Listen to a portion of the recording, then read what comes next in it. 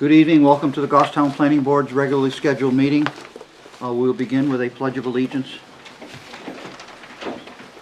I pledge allegiance To the flag of the United States of America and to the republic for which it stands, one nation under God, indivisible, with liberty and justice for all.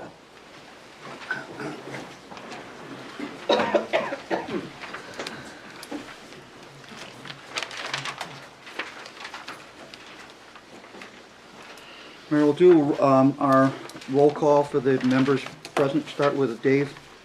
Dave Pierce, I'm an alternate member. Richard Freeman. Barbara Griffin. Colleen Mayu. Tim Redmond. Scott Ozana, Town Engineer. Carlos Adams, Select Board Representative. Joanne Duffy, Planning and Economic Development Director. David will be voting on all matters this evening since we are missing 2 full board members.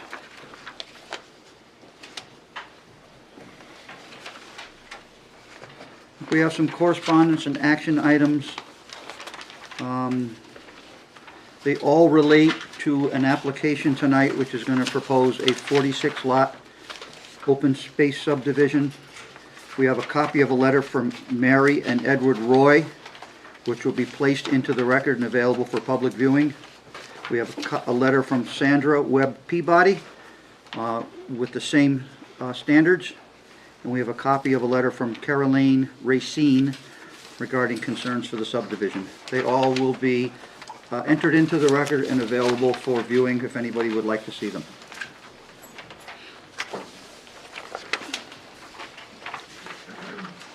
Do we have minutes tonight, Joanne? I don't see it on the agenda. I do not either. I don't believe they're completed yet. Okay, so we will hold off on minutes from our last meeting until we have another meeting. The agenda is out of order. For those of you holding a copy of the agenda, we need to do the second item under new business first. So Joanne, map 6, lot 54, could you please give us a rundown? Yes, so we have plans, excuse me, we have plans for a subdivision, for a 2-lot subdivision to subdivide lot 54, which is a 237.7 acre parcel, into 2 lots. This is the land south of the 46-lot subdivision, so they're subdividing 2 lots off of that. I'm sorry, 1 lot off of that, and the remaining lot will go with the 46-acre. I can't even talk. 46-lot subdivision. This is land that is owned by the owner of the entire parcel right now, and he would like to remain. A portion of that will remain under his ownership. So the plans that are in front of you, there were no waivers requested. So the plan is complete with no regional impact.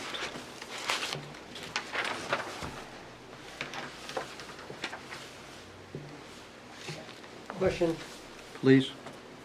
So this is so the subdivision needs to occur before the plan. But the comments on this look like more like comments for a plan. So what was I looking at when I... So these comments are just the same comments that you'll find for the 46 lot. We didn't separate them out. So were there any comments on the subdivision alone? I think Scott would need to go through his report because I did most not of the have comments are. There's one about a bound, the type of bound used, but I think it's part of the other subdivision. Okay. Yeah, it is. It's part of the big subdivision. The only thing that would, besides Scott's, assessing department has corrected the way that they've numbered the lots. So this lot would have a different number than is shown. But that doesn't really concern you right now. He also talks about the land is currently under current use and what the developer would need to do. He needs to speak with the assessor to figure out what the penalties would be, and an intent to cut would be required.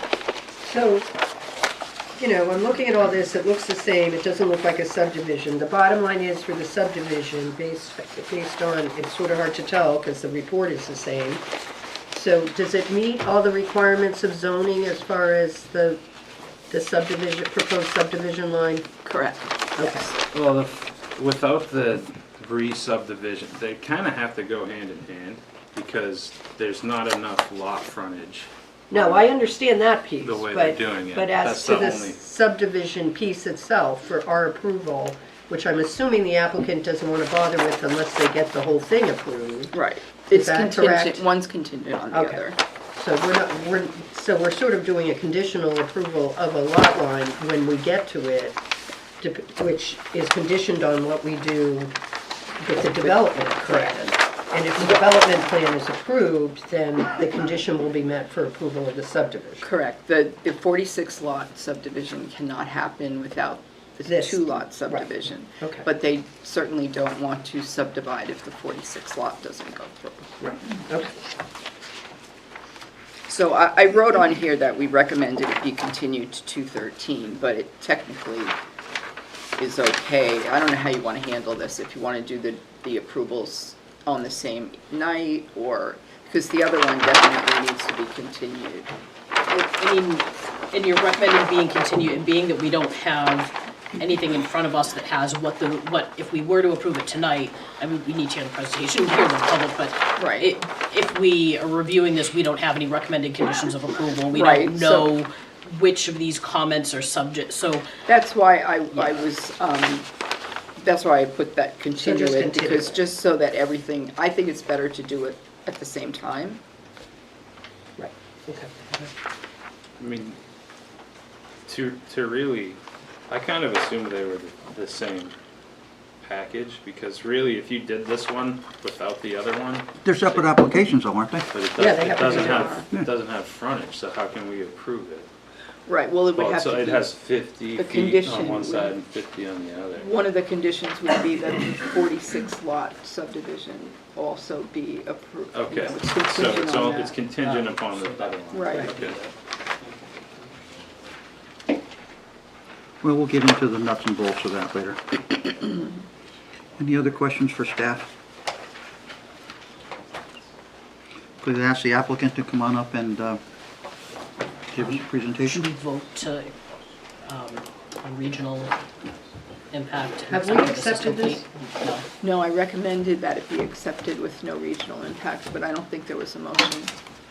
But is the application job. complete and ready to review? And Colleen reminded me it's my job. All right, so I'll make a motion to find that the subdivision request for map 6 lot 54, is it 54? And proposed lot 54-1 is complete with no regional impact and ready to be heard. Second. and you said no waivers are requested, Joanne? Correct. Okay, we have a motion to find this is complete, ready to review, no regional impact. Any discussion on the motion? All those in favor say aye. Aye. Opposed? Abstention? Motion passes. Okay, Doug. Thank you, Mr. Chair. For the record, my name is Doug McGuire. I'm with the Dubay Group, and I'm representing the applicant for this property, B&W Investment Group, or Belize Real Estate Holdings LLC, I think is actually the technical one that we're going with. So, per what you just were talking about internally, we would concur on that.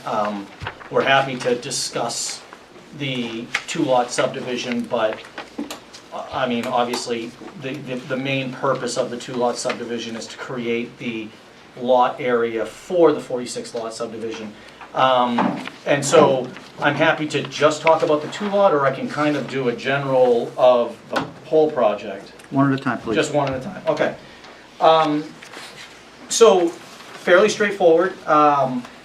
If it was okay with the board, I do have some exhibits that I used with my abutter presentation that we had last week that are just visual graphics that might be helpful to see. Would it be okay if I handed that out? Joanne? That's fine. It's just a visual of representation of the plans. And really, for this application, all that we want to look at is just this first page. And then there's a couple more graphics that we can talk about for the next application. Can you pass the whole file, Doug? I just need You one. can get them but- down there. Okay, yeah, I'll Can come. you give me one? Oh, Here you go. Karen, need I one can more. share. oh, I We don't- passing one to Scott. If he doesn't have enough, we can share. I have extras, no worries. Thanks. Here we are. Does everybody have one, or did I screw this up? Okay, so what we have here is just a summary overview of fitting the whole subdivision on one page. So the entire yellow line that you have is the entirety of the property. Frontage on Terrell Hill Road here, frontage on Acorn Drive here, and a proposed frontage coming in through on Sage Court. So the total property is 237.7 acres, and we are proposing this subdivision line right here, this yellow line, and subdividing into two parcels. This parcel, which is going to be used for the next application, is 159.7 acres, or about 67% of the lot. The remaining 78.6 acres is going to stay with the existing parcel with the frontage on Terrell Hill Road. And so and then in addition, as I stated, there is a lot line adjustment proposed between the abutting property on Sage Court, creating a 60-foot access to the parcel here that would become ultimately part of this parcel moving forward. So That's not part of this application. it is technically, yes, and so I can show you that. What we have is, so this is, the subdivision is a 3-page subdivision. Before- This is the plan. I'd like to hold off for a second, Doug. Sure. I assume all you folks in the back would like to be able to see what he's pointing at. So Doug, I need you to turn your easel so it's parallel with the wall. I know it's going to be hard to show us, but we want the public to be able to see what you're pointing at. Okay. And we'll all just sort of figure out how we're all going to see it. Well, we'll do the best we can here. We have the maps in front of us, they don't. So, what you can see, it's a 2-page set just to get the size correct, but the second page that we have here shows map 9 lot 32-16, which is the lot on Sage Court, and a parcel A, which is a small square footage of 25,000 and change square feet that is going to be added to the this lot. All right, the reason I asked that was because it was not included in the yellow, so why don't you just take your finger and point on the yellow so people can see where you're talking about? Because you could see it above that. Or the access road. See, Right it's here. right there. Yeah. So that's the piece that you're talking about. That's correct. And so that's really the limits of this portion, is just to create the 159 acres, and that's it. But that's not technically a subdivision because that's not part of the parcel you own. There's a subdivision and a lot line adjustment, and that's what the technical term of the plan is referred to. So is the owner of the property that you're doing the lot line adjustment with also an applicant on Yes, this application? They are? Yes, Okay. they are. Yep. There were too many names, I didn't know what went with what. No, understood. So Doug, so- could you just show us and the public on the map with the yellow line, where the lot line that you're proposing to create is? Is it the one that cuts across the center and then drops? Yes, sir. So You're proposing to make, of the overall outer boundary, this line right here is the proposed subdivision line. okay. With a lot line adjustment for a leg onto Sage Court. Correct, correct.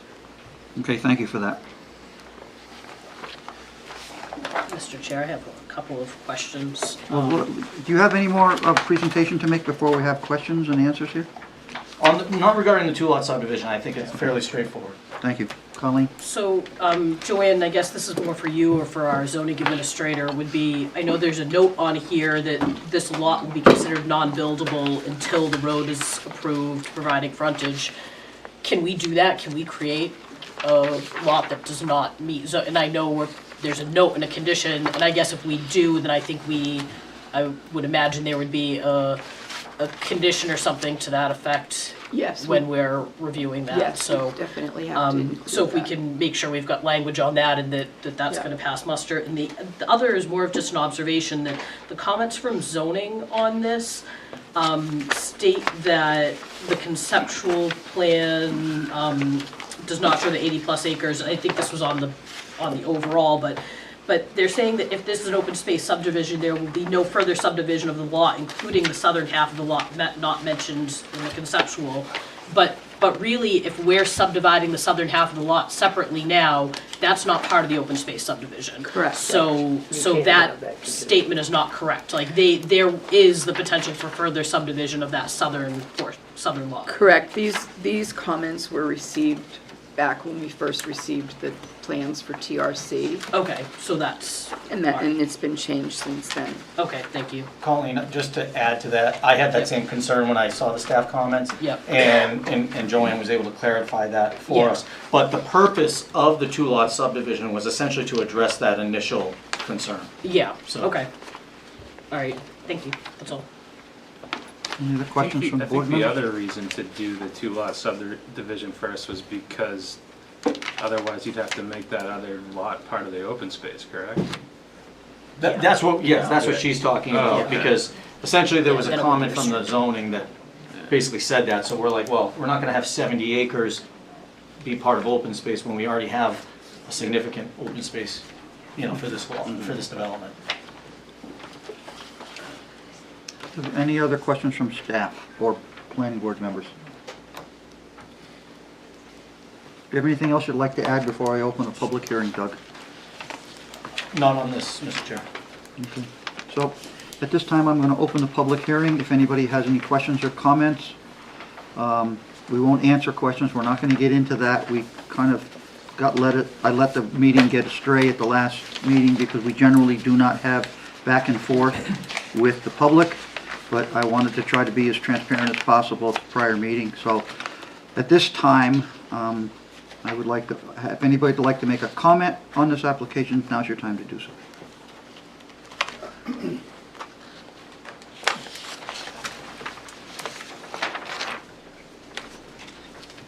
Nobody wants to speak? Come on up. Could you fellows vacate the chairs?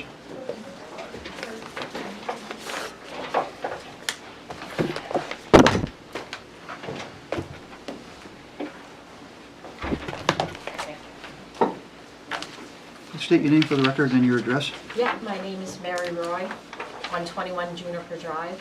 You have a letter there from my husband and myself. Yep.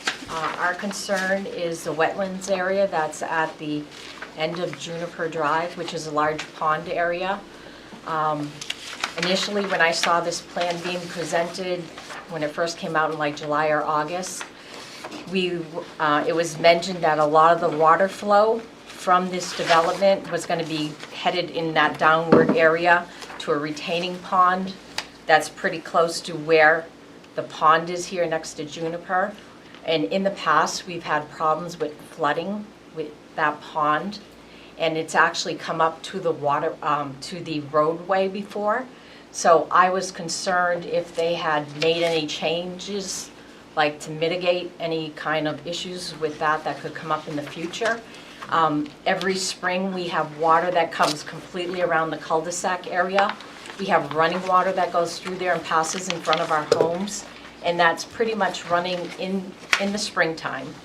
So my concern is if we're starting to divert more water to that area, how is that going to impact that pond, and is it going to affect the integrity of the roadway? Thank you. We'll see what they present when they present their subdivision plan. Thank you. There will be more public comment. At anytime we have a meeting, there is public comment, so this is now your only shot at public comment. Thank you. Anybody else? Okay, we'll close the public comment at this time.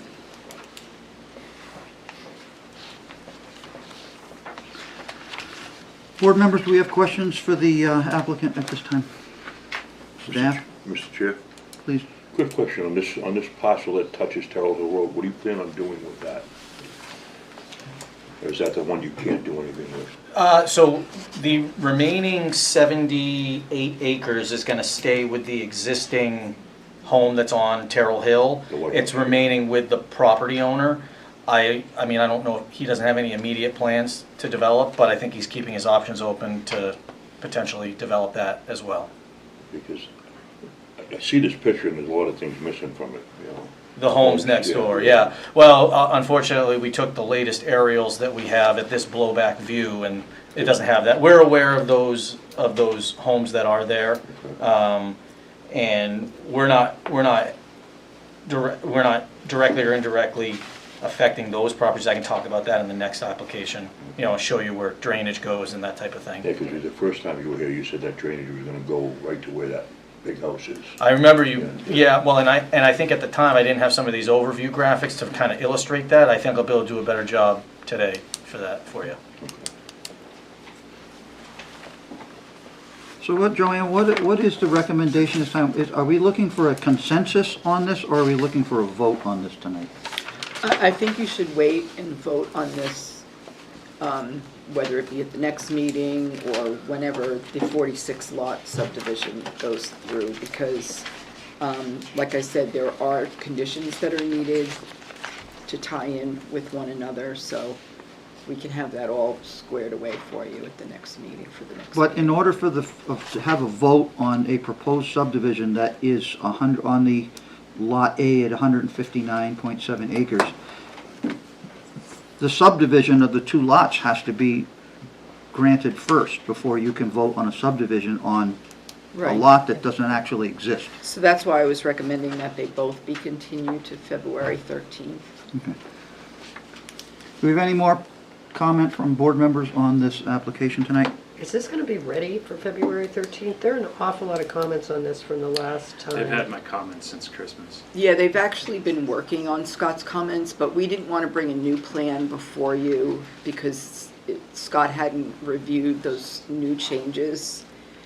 So we wanted to stick to the plan that's been reviewed, and then we'll go from there. But there's been a lot of behind the scenes. So not everything listed needs to be addressed. No, but we need Scott to Remains to be say, addressed. It all needs he's to be fine addressed, with but it. some of it has been getting addressed in the Right. meantime. Exactly. Because I saw the February 13th date and thought, no way. Yeah. Okay. All right. And we The talked applicant- about that date, and Doug was comfortable with it.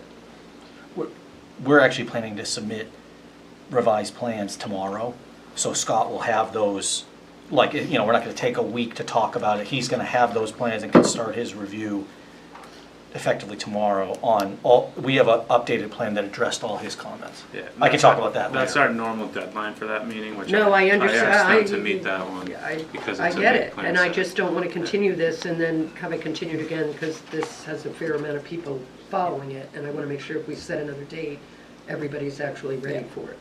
And we always ask the applicant if they can make a deadline. Can DPW make a deadline if we set a date certain? Yeah. Okay. I'm Just not wanted to taking ask. any time off between now and then, so.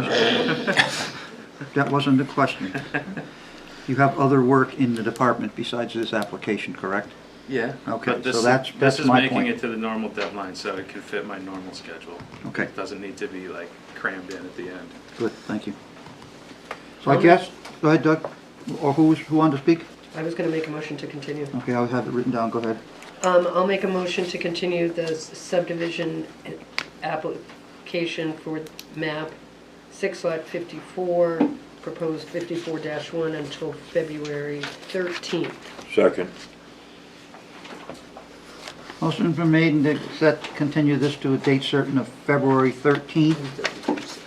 Any discussion on the motion? All those in favor say aye. Aye. Opposed? Abstention? Motion passes. Okay, give us a second to move plans around here. Do we want to keep these aerials in Please, front of us? if you wouldn't mind. Okay. Yeah.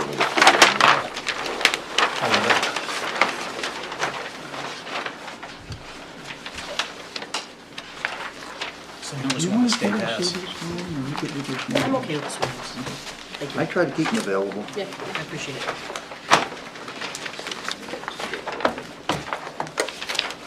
Okay. We have another application for new business. which is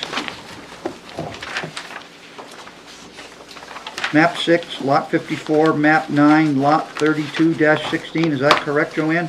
Yes. Okay, so I'd like you to give us a rundown on that. Can you address the waiver request too, please? Because your report says no waiver request, and it looks like I have one. It just came in afterwards. I'm sorry, forgot about that.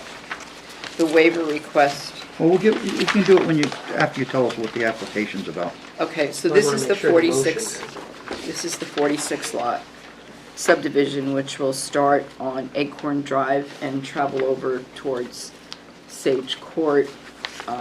They'll go through a new right-of-way, which will become a town road, and it's pretty much a straight shot right through that lot 54. They are conforming to the open space requirements for this particular project. They are the houses will be serviced by private septic and wells. There is currently a 3-family home that is on Terrell Hill.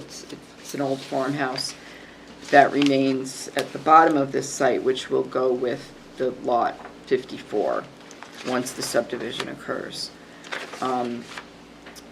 So we saw this project a few times already.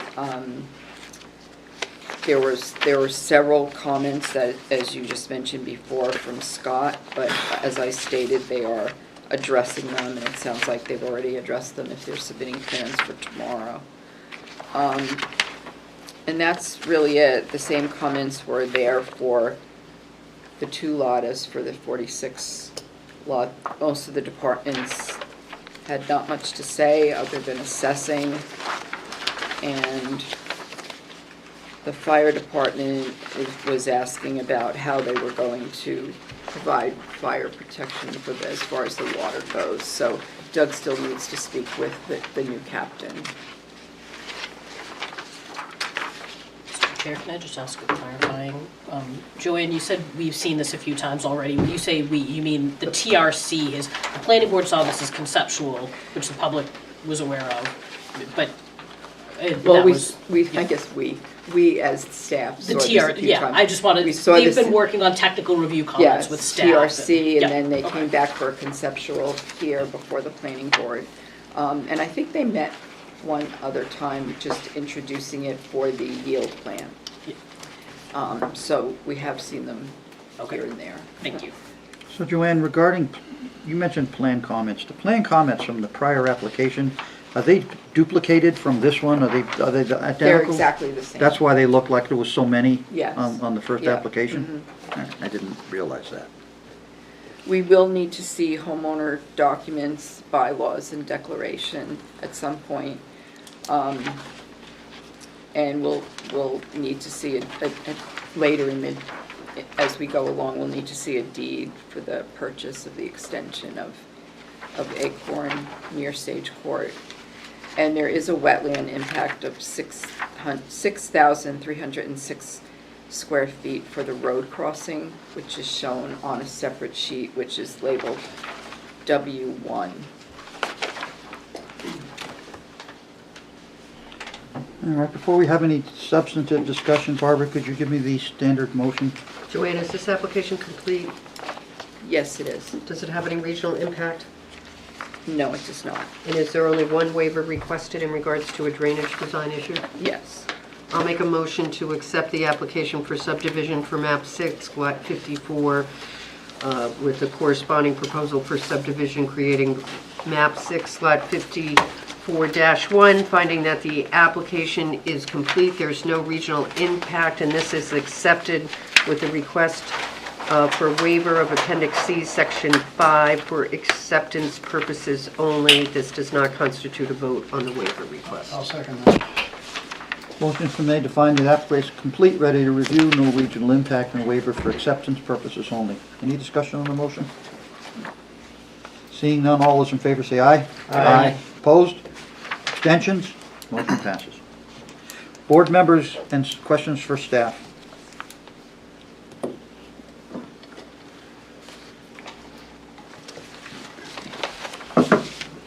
Okay, we'll ask the applicant to give us a presentation. Thank you, Mr. Chair. Again, for the record, Doug McGuire with the Dubay Group, representing the applicant, Belize Real Estate Holdings LLC. And so, as I alluded to earlier, the graphics I handed out to you, these are some overview graphics that we utilized with an informal abutters meeting that we had last week. I felt it was a successful meeting, a lot of information shared. We had a good turnout at the meeting. I think upwards of 25 people were there actually, which was nice to see and appreciated. Some good questions asked and some good dialogue. It was I think the meeting went about 2 hours. So hopefully we're able to address some concerns that the abutters had. And I think namely, it is a little confusing in that how this process works, where you have that yield plan and then you're converting to the open space plan. And so that was a lot of a focus of some of our discussion. I also have with me Rob Woodland from Tetra Tech, who's our traffic engineer on the project. And so he'll be able to provide some updates to you and to the abutters on the traffic study that he performed. But just getting into the plans, I'd like to try to use my overview graphics just to talk generally first, if possible. So the second sheet that we have, and I will put that up as well here for the benefit of the abutters. These are the same graphics, as I said, that the abutters saw, anybody that was at the meeting. So this is a plan that I'm sure to some looks a bit scary. A lot of development here, and this is the yield plan. And so, as I'm sure you're aware, but I'm doing some of this for the benefit of the public as well, this is in the agricultural A zone. And so what's required is any property over 20 acres is required to conform to your open space regulations. And so the step one process for that is to perform a conventional subdivision plan that would meet current requirements. And so just for some specifics, that would be a minimum lot area of 2 acres, a minimum contiguous buildable area of 1 acre, minimum frontage of 200 feet with setbacks of 35, 30, and 25. And there's some additional provisions built in where you have to show wells, 4K areas, an 80 by 100 buildable rectangle. And so what our first step was to create a yield plan to determine what a viable density would be for this project. So that standard subdivision overview plan, sheet 2 that you have, shows 46 standard lots. Now, as Joanne mentioned, we did present this conceptually to the board, and we received feedback from the board. There was some concerns about a handful of lots with some encroachments, and so we did make adjustments to that prior to our final submission of these plans. Scott, we gave him a lot of engineering data early on this to prove out viability. And so the yield plan, the specific, this is a nice graphic, but if we want to get into the nitty-gritty of detail, which we don't have to do right this second, but there is the yield plan within the plan set that is sheet 4. And that shows all the requirements of buildable area, minimum lot size, frontage, and just specifically, the only part I wanted to touch on is just for the benefit of the board, where there were 2 areas of concern that a few members brought up. And that was in this portion of the subdivision road that we were showing coming down into this area, as well as this road that came through. Both of those pieces were going to require impacts to the inner 50 of the wetland buffer area. In fact, the road was in that buffer area actively. Now, that is allowed via relief by this board, but it was asked if that's something that we could look at. So what we did, just to take care of that, is we eliminated, there used to be 3 lots in this area.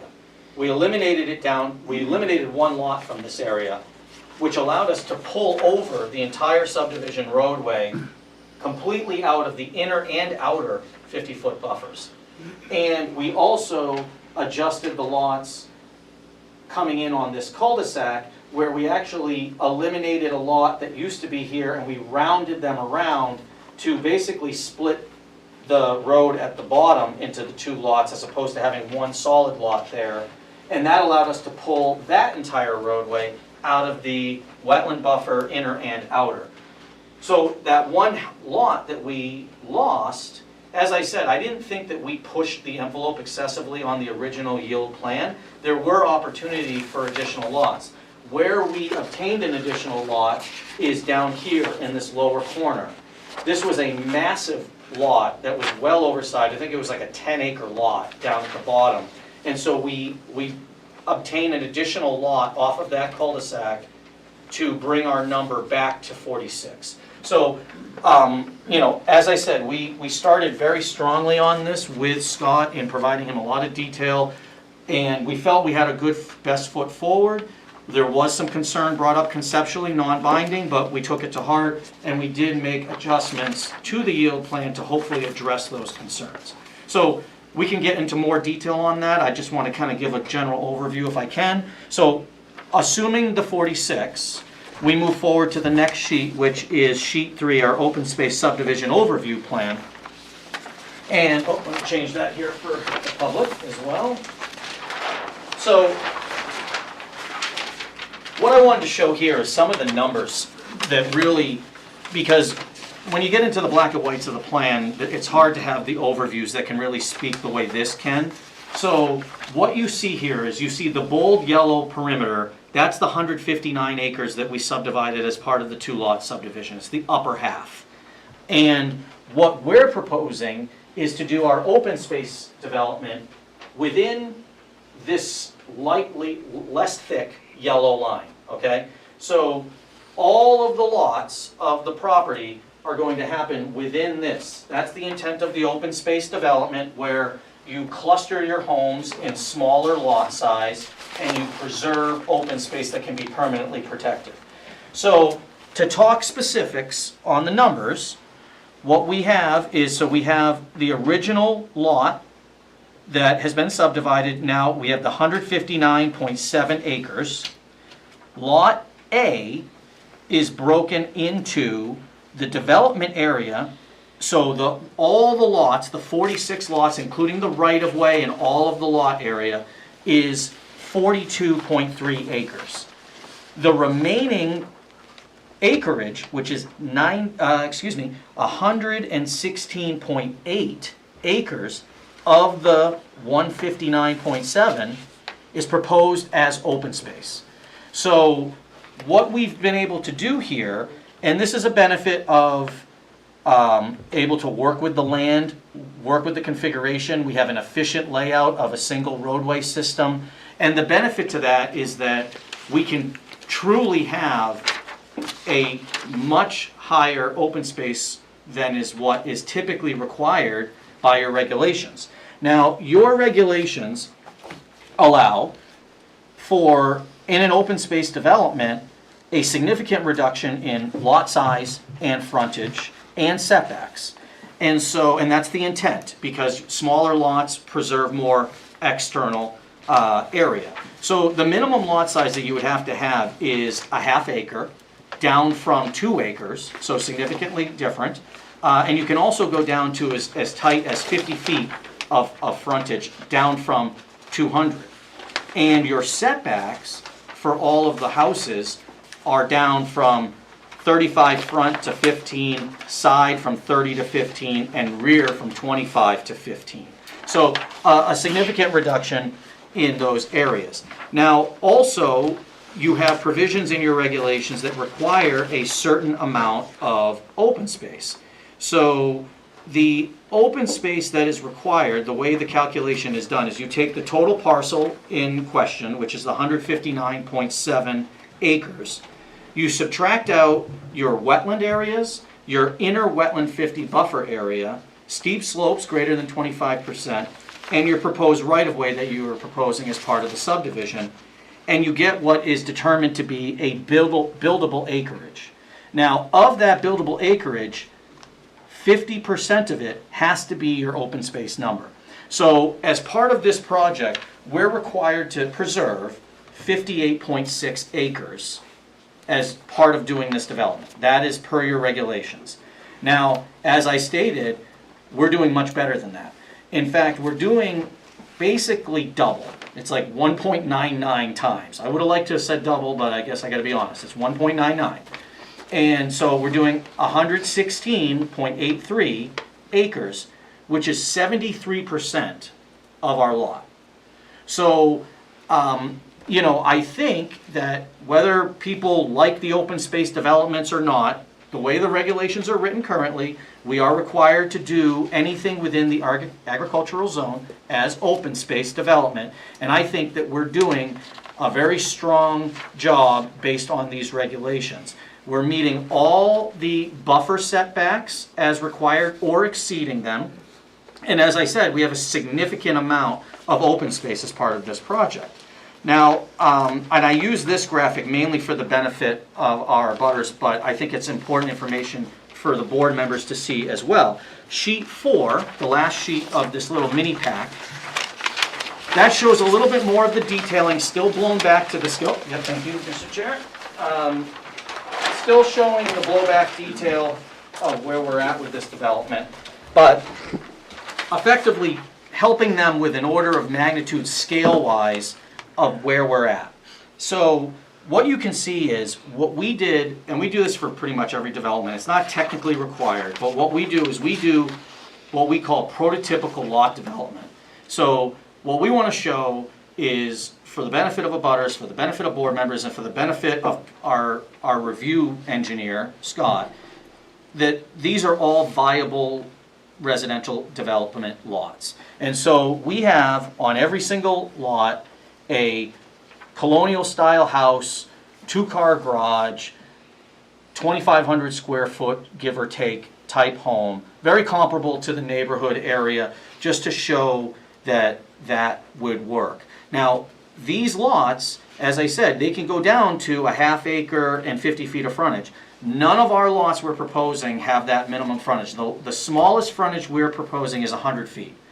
Because honestly, I think at 50 feet, you're getting unique house sizes, you're getting weirdness. Maybe that's something that the town wants to adjust as, you know, and I know there's discussion about this ordinance. So, you know, there's things like that, but hopefully we're meeting some of those intents just proactively. So 100 feet of frontage minimum. We're larger also by at least half on the minimum lot size. We have 0.7 to over 1 acre lots everywhere on our development. Now, these lots could be bigger. We certainly have plenty of open space to take back. We just didn't feel it was necessary because when you look at the lot development, I think most people or most developers are going to, you know, nobody wants to put in a 200-foot driveway if they don't have to. So I think the way that these are graded out, yes, I mean, will they be exactly all beautifully arrayed like this? No, probably not. But they won't likely be on the back end of the property lines that you have here. And so this graphic was intended to show everyone what we're holding for buffers. Now, as I said, we're holding a 100-foot minimum perimeter buffer everywhere around the property. So on the right-hand side, the eastern side, closer to Sage Court, we have a 100-foot separation there. As you come to the north, butting up against the Ginger Drive development, we have at least 136 feet to that closest property line. But the other thing that I think is important for the benefit of the butters is that that is the absolute worst possible case scenario, because you have 136 feet of which is permanently protected open space. However, it's very unlikely that these lots are going to be fully cut all the way to the back property line. So if they were, you still have that 136. But in more likeliness, what you're going to see is some of these much larger numbers where we did some measurements to abutting houses to this line. So I mean, obviously nobody's moving their house on Ginger, I don't think. So the houses, we took some of the closest houses to our development and went to that property line. You know, from map 9, lot 3675, you are looking at 400 feet to the property line from their house. it's even more house to house, potentially upwards of 600 feet. Now, as I said, I don't want to mislead anyone. Technically, that could go back because you could use more of this lot. I'm just saying that similarly to how the Ginger Drive houses are developed, you don't see everybody's house right on the back property line. You're not going to see that in this development either. So you're going to have a very significant buffer there. And I think that was a level of comfort to some of the abutters when we had this presentation, is explaining that. So I kind of did that all the way around. You go over to the Acorn Drive side, we have the minimum of 100. Because we have a wetland finger there, we widen that out. We have over 200 feet on the southern side of the road in that area. But again, house to house, close to 400 feet of separation. So these are going to be significantly further away than their own existing neighbors, and I think from that standpoint, that buffering, was a level of comfort potentially for the abutters. A few more things that this graphic shows, which I think is helpful. It shows the existing wetlands on site. It shows how well we're staying away from a lot of these wetland areas. As Joanne mentioned, we have one wetland impact, and that is coming in off of Acorn Drive. There's a small wetland finger that extends up, that drains down into this larger wetland finger that we're impacting as part of the project. Now, there's really no way of avoiding that because of the alignment of Acorn Drive as it comes into our property. So I don't really see it as a way to avoid, but it's a very minor impact for a project of this scale. And no other wetland impacts, no other buffer impacts proposed as part of the lotting, just the buffering impacts that are associated with the roadway coming through. We did meet with the Conservation Commission once already. We intend to go back. We also intend to do a site walk with the Conservation Commission, which just in case I forget, you're all welcome to do a site walk with the Conservation Commission. I was going to ask that if that's of interest to the board. We're happy to do it with both the Concom and with the Planning Board. We can talk about that later. Couple other things. This road grades very, very well into the existing topography. We spent some time doing that. If we want to get into the details, and we can later, the road follows very naturally the topography. You're basically at grade all the way through. And the benefit to that is that every one of these houses has nice, fairly flat driveways, nothing getting up to the upper ranges of permitted driveway grade. And a lot of them are nice walkouts, corner side walkouts that a lot of people love to see. It's going to work out very naturally. Essentially, you have your driveway on your high side of your house. You pull in, the back corner can walk out. You have a walkout on that side. So your deck can be at grade. Your basement can walk out in that corner. It's kind of the ideal situation, at least from my experience with home builders, is what they like to try to see. The overall road is 3,900 feet. So it's long but efficient, and I think again, some of the curvilinearness that you see is not required. I think it helped match it to topography, but we also did it intentionally to not make it feel like a freeway. We wanted it to feel like a rural road that met some of the character of the surrounding area that it ties into. All the road geometry meets the requirements for design speeds. In fact, it exceeds wildly the design speed because at the request of Public Works, which we have no issue with, we're proposing to post this road at 25 miles an hour, to help keeping speeds down within the rural neighborhood. But we're designed for the typical standard that you would see for more of like a 35 mile an hour roadway, just based on the town's regulations. The other thing that you can see in this graphic is where our drainage areas are. I think it's nice to see at this scale where that's being proposed. So we have 3 drainage ponds that handle the entire property, the roadway. The benefit of doing an open space development is that you can be efficient with your road and your site development. We're not impacting a lot of land in creating this as we would have with a yield layout that, we started with. So, significantly less roadway infrastructure, less drainage, less runoff, all of those things. So what we did is we looked at the areas, the majority of this site drains towards the prime wetland to our south. That's where most of this water goes. So we proactively matched those conditions, so where most of the water goes in our design is to this drainage system here. And so we have a large drainage pond that is sized to mitigate all of that supplemental flow of the roadway and the lots and everything with that part. We have a smaller subcat area that drains to the north. We therefore have a smaller pond area that takes on the latter part of this road. Essentially, just from a grading standpoint, what we have is Acorn Drive, we climb up at a reasonable grade all the way to about 2/3 of the way through the roadway system. We hit a high point, we crest, we come back down, and we drain all the way down grade-wise to Sage Court. So we have our drainage system here in the north taking on the latter part of this road. We have all of this taking on this portion of the road. We have a small pond here taking on the part that this piece can't collect because we're continuing down towards Acorn Drive. So we have another pond system here. We have a level spreader, so all water will be entering into the system as a sheet flow scenario, which is what you want to see. That's what the AOT wants to see. This will require a alteration of terrain permit that we're submitting for, state subdivision, which we're submitting for, and that's it as far as state permits go. But, Wetlands. oh, I'm sorry, wetlands. I don't think of that one because I don't do that one. But Bruce Gilday, our wetland scientist on this project, is putting that together. He's actually proactively working on that. He's going to be setting up, he's going to come to your next Conservation Commission meeting and present that as well. So we have the 3 state permits.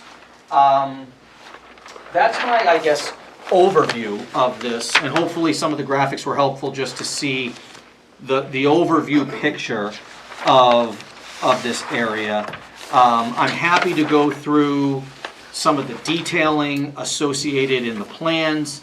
As I mentioned, all of Scott's comments, good comments. It's a big plan set. He had a fair amount of comments. We've addressed essentially all of those right now, reflecting on these plans, but we'll let Scott review that and tell you that by the next meeting, hopefully. So hopefully we'll have a much cleaner letter from Scott with that regard. We also had the traffic study independently reviewed by a third-party review, VHB.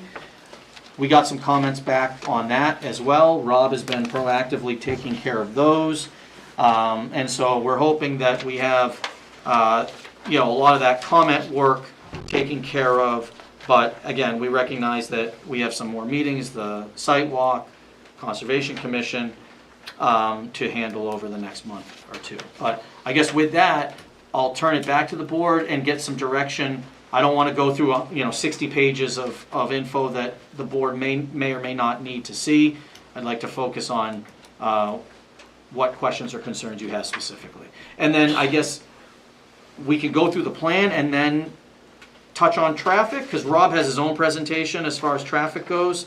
So I don't know if we want to stick to the plans to start and then go into traffic, or he can go right along too. It's up to whatever the pleasure of the board. Well, the traffic is not complete at this time, is it? Because you have comments from VHB you want to address into the final traffic report? Well, so the traffic report is complete and was submitted. The analysis is all done. So, there's certainly good, strong data that Rob can share with the board and abutters. We did share some of that with our abutter meeting that we had already. I think there's certainly merit in him at least giving a general overview for this, because this is your first time as a board hearing about the traffic. I don't want to take away Rob's thunder, but generally speaking, for this size project, we wouldn't do the level of traffic report that we did It was directly related to a request by Scott and a scoping meeting that was had with the third-party reviewer expressing certain concerns within the vicinity that wanted to be looked at. So Rob looked at a slew of intersections, more than we typically would do for a 46-lot residential subdivision. And so he does have a lot of data, and hopefully some of that data would ease some of the concerns that abutters had on certain things regarding the project. And so that's why we were understanding of why the request for a little bit more data was made. So he does have some information to discuss. I just don't want, if people have things on their mind that they want to talk about on the plans, I thought maybe it made sense to talk about the plans, and then I can go into traffic, or Rob can go into traffic. All right, we'll go that route for now, and get a report, a comment from Scott on traffic before we open up that part. Can I just ask one question? Whoever may know this answer. This is my first subdivision here with any roads involved, and I noticed that the speed limit is 25. Our roads are posted as 35 unless otherwise posted. Does this need approval from the select board? It does, okay, it will. Okay, so just add that to this. Well, and again, Scott requested that they be placed at 25. We're not opposed to that. Cinnamon Woods neighborhood is posted at 25. I didn't think it was a good idea to have it posted anything higher than that. But it's just one other step that he'll need to do. Okay, Okay, yeah. thank you. Can I ask a question in regards to steps? I note that we're talking about coming back on February 13th. I'm sort of coming back to this issue. We're talking about another Conservation Commission meeting, which is the end of February, because they've already had their meeting in January. We're talking about arranging a site walk, which in my experience, and I've been on a few, takes at least a few weeks to work out, because you're coordinating two boards. In the middle of the winter as well. In the middle of the winter, no Snow less. cover. And, well, I have the cross-country skis still for a reason. So, It's hard to see what the flora and the fauna of the forest is when it's So- covered in a blanket of white. hey, look, we went a long time without anything, so it was a good gamble up until very recently. So I would just like to and there's the traffic thing, and I guess what I'm hearing from the applicant is we've provided you more than we normally would for this size subdivision, so I want to know how material these issues are. And then finally, I want to know from Scott whether or not he has any issues with the waiver request, because that's a whole nother discussion, and it We seems actually pretty didn't, straightforward. were we told what the waiver request is? Yeah, we have it, but, so I come back to the continuance request to February 13th. Well, let's stop right But- there. Why don't we just tell everybody what the waiver request Is is? it what we talked about for the Yeah. pipe cover? Yeah, Well, let's hear it I have a copy of it. publicly. So I can, it's on this too. I have, if anyone doesn't have a copy of it, I have copies. Here too. But does anyone need a copy? Scott, you need one? Probably have one. There it is, right here on top of the packet. Go ahead, just read it, let's put it into the record so the residents also know what's going on. Read it in, Doug. Sure. So what we're asking for is a waiver of Appendix C, Section 5, which is the drainage design of the development regulations. And so what we're asking for is a waiver to allow for a 15-inch pipe size where minimum of 18 is required. It's not hydraulically necessary in that location. And also for cover less than 3 feet. And this is for one specific area where existing conditions require this. It is at the Sage Court side. at the entrance to Sage Court where we're coming in. And so we are proposing to offset that reduction in pipe cover and pipe size we're going to Class 5 reinforced concrete. So loading wise, the slight reduction in cover won't have any material impact to the structural integrity. And again, the 15, we only suggested doing that because it would provide a little bit more cover. Instead of going 18, we can go 15, and there isn't enough water to justify an 18 at this location. All right, So- now that everybody knows what it is, we'll let Public Works and you discuss it, and then we'll get a recommendation from Public Works at another meeting. So then I come back to, why are we talking about coming back on February 13th? So let me, if I could just add to that, we don't have to come back February 13th. My thought was this. This is a larger project, you know, there's probably more than your average number of abutters here. I didn't know, like, I have no problem continuing to the first meeting in March, and we'll come back with everything squeaky clean, ready to go, but then we'd be looking potentially for a conditional approval at that stage. If there was additional feedback that was necessary and we needed, say, 3 meetings, I thought it would be helpful to have another meeting in February if there was additional concerns or if I had to come back with new information. I mean, obviously, we tried to put our best foot forward here, and if it's just a timing thing where we can get Scott a nice clean letter, Joanne a clean letter, fire department a clean letter, traffic a clean letter, we have no issue pushing that out further. I know sometimes this board, in my experience, is like, whoa, wait a minute, 2 meetings? What are you trying to pull here? And so if we needed another meeting, I was gonna ask that we do it in February. I just wanted, it is pretty clear to me that given everything going on, we might have a meeting in February, but we won't have an approval based on the things you talked about. I agree, I agree. No, we can stretch it out a little bit. Any other board members have questions? I have one. Tim, Oh, I'm sorry, go ahead, Carlos. Tim, I'd like to hear a Reader's Digest version of the traffic study. Well, we'll get there in a few minutes. Oh, I thought we were there. No, we're not there. We're gonna take the traffic study after everybody asks questions about the plan. And we're not done asking questions about the plan at this time. I'll hold off. Thank you. So- It's hard for a traffic engineer to do the Reader's Digest version. Don't worry, I can cut them off. I've seen the reports. Hi, Phil. How you doing? I don't know if this is the right time or not, but a few of the abutters have contacted me and sent me some information, which was very eye-opening. Is there a reason this board doesn't require hydrological studies? Well, that was one of my points I was bringing up Oh, when we okay, get to it. You go ahead and Sorry do to it. steal your thunder, Go sir. right ahead and do it. Well, you're asking these abutters and others to potentially have dried up wells in very drought times. And one of the abutters sent me something about studies that were done, I believe, in Cornell University, that said, you know, we're in a severe drought most summers. You're asking these abutters to take 46 wells and possibly drain from the same aquifer that the residents are there now, that could dry up their wells. What are your plans to make sure that these people have water at all times? No, Because the town doesn't supply the water. understood, I Carol, mean, and unfortunately, when it comes to well and septic, you don't pay for water, and there are issues that can come up, related to additional development, related to their own neighbors, and this was something that was brought up at the abutter meeting, and I did try to have some conversation. What I will tell you is what I told them, is a couple things. Number one, the benefit that we do have is that we have wells and septics. Sometimes you have wells and then it's like town sewer, but you don't have public water.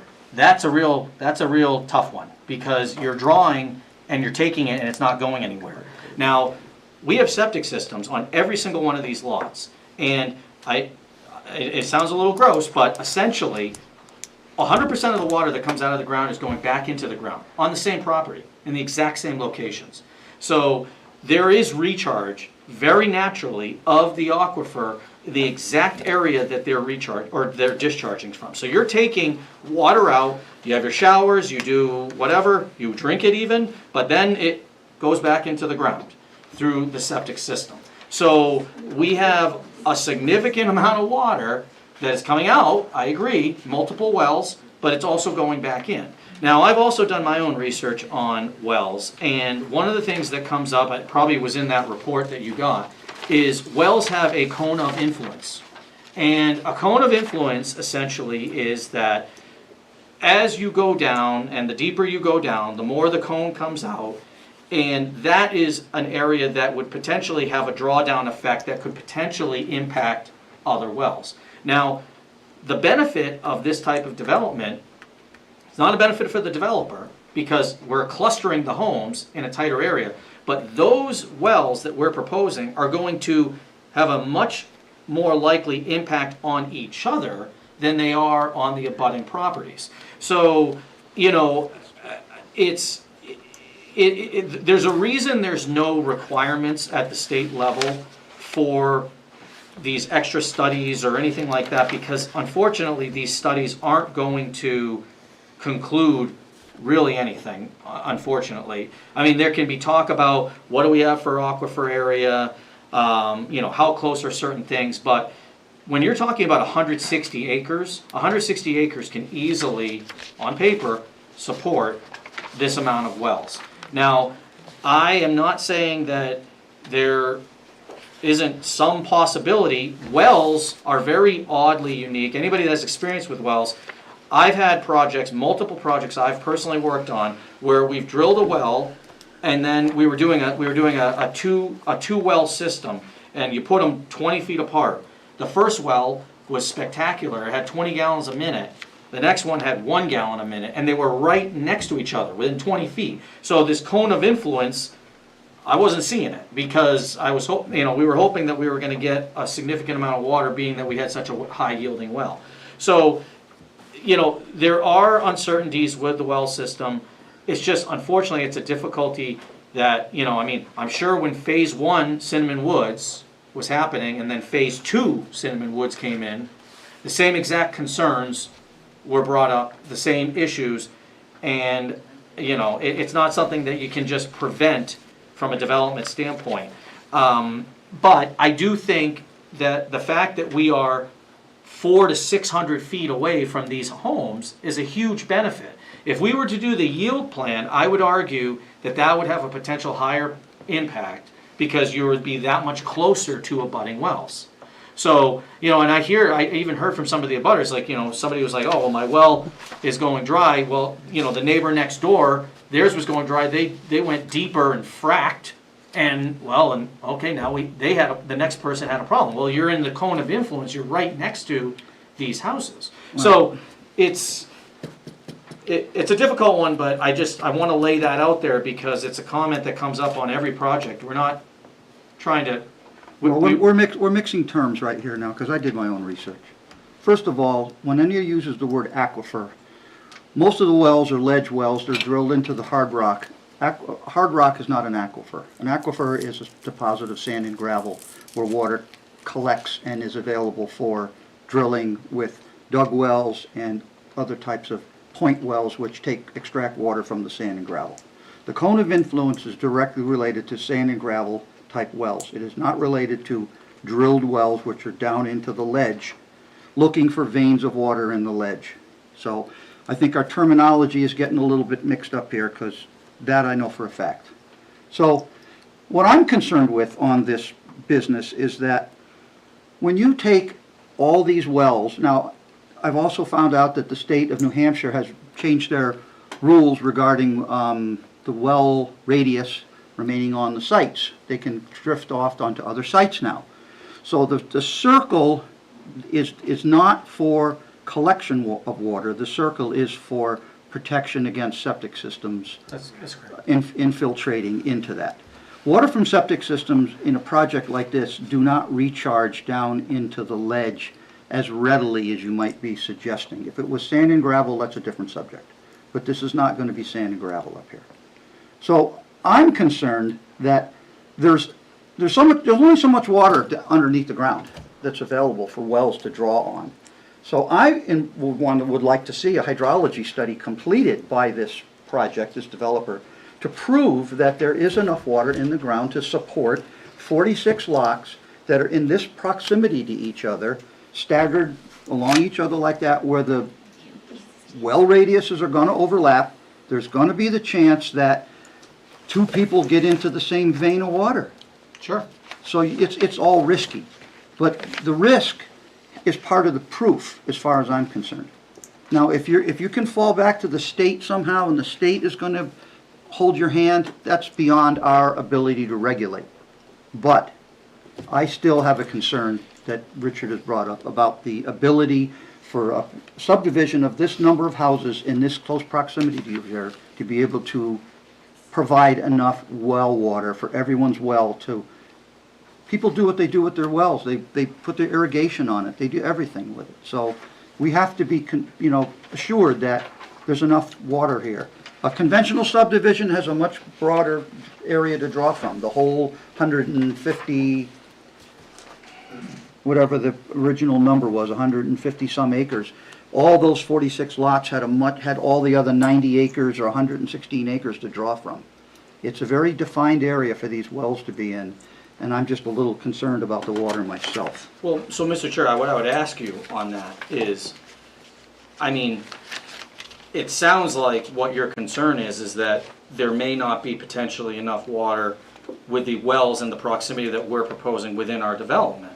Now, I guess I don't believe, and I can do some additional research, I don't believe there's any mechanism that would prevent a town from providing a subdivision, a legal subdivision.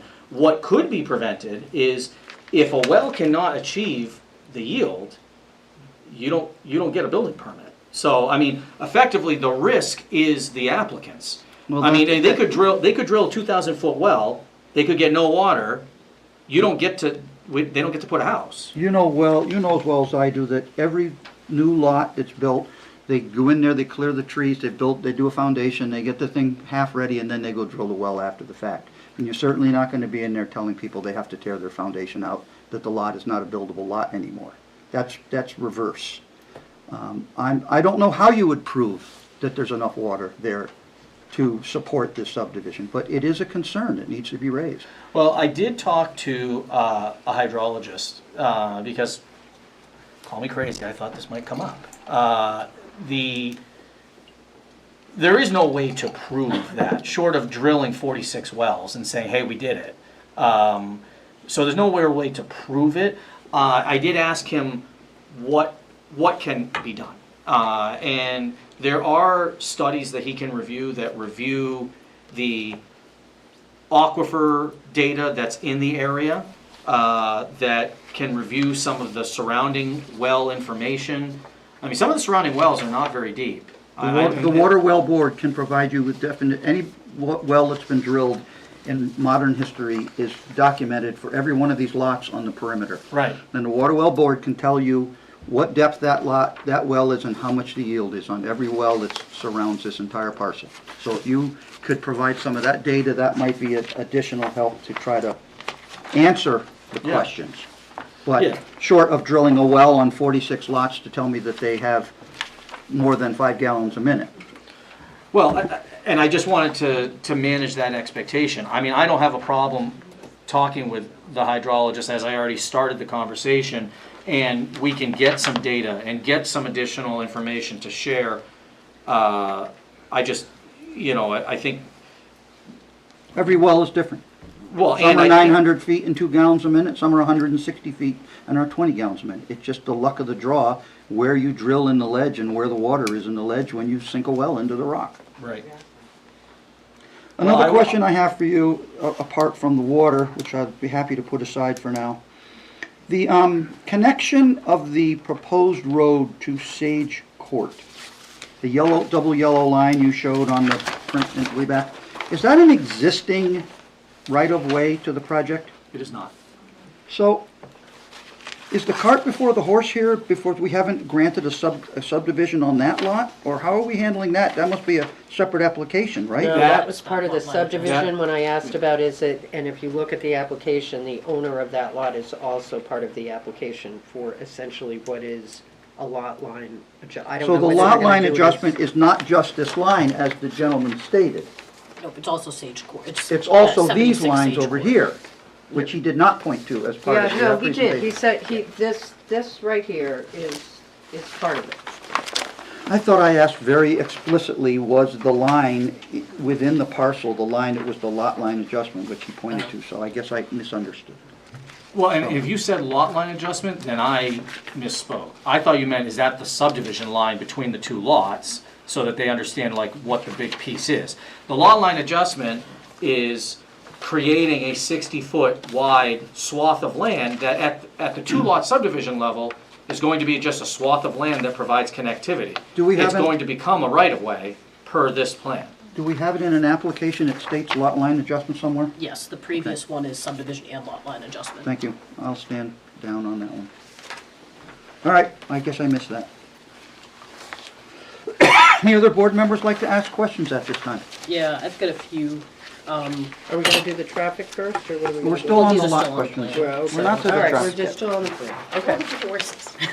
No, no, I just wasn't sure. So I do want to go back to the yields plan, and I understand you've shown it engineering-wise, you've gone through, you don't need to go to the plan, I'm just. all right. So, but on the yield plan, our regulation does have that the planning board has to consider the financial feasibility of that.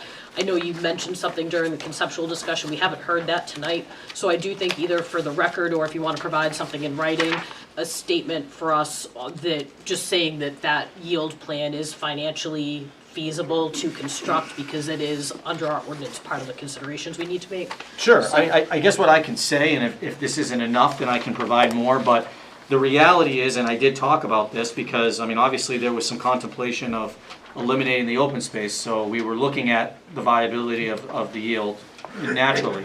What we basically concluded is that when you look at what the numbers are of these lots, and I'll just, rattle a couple off.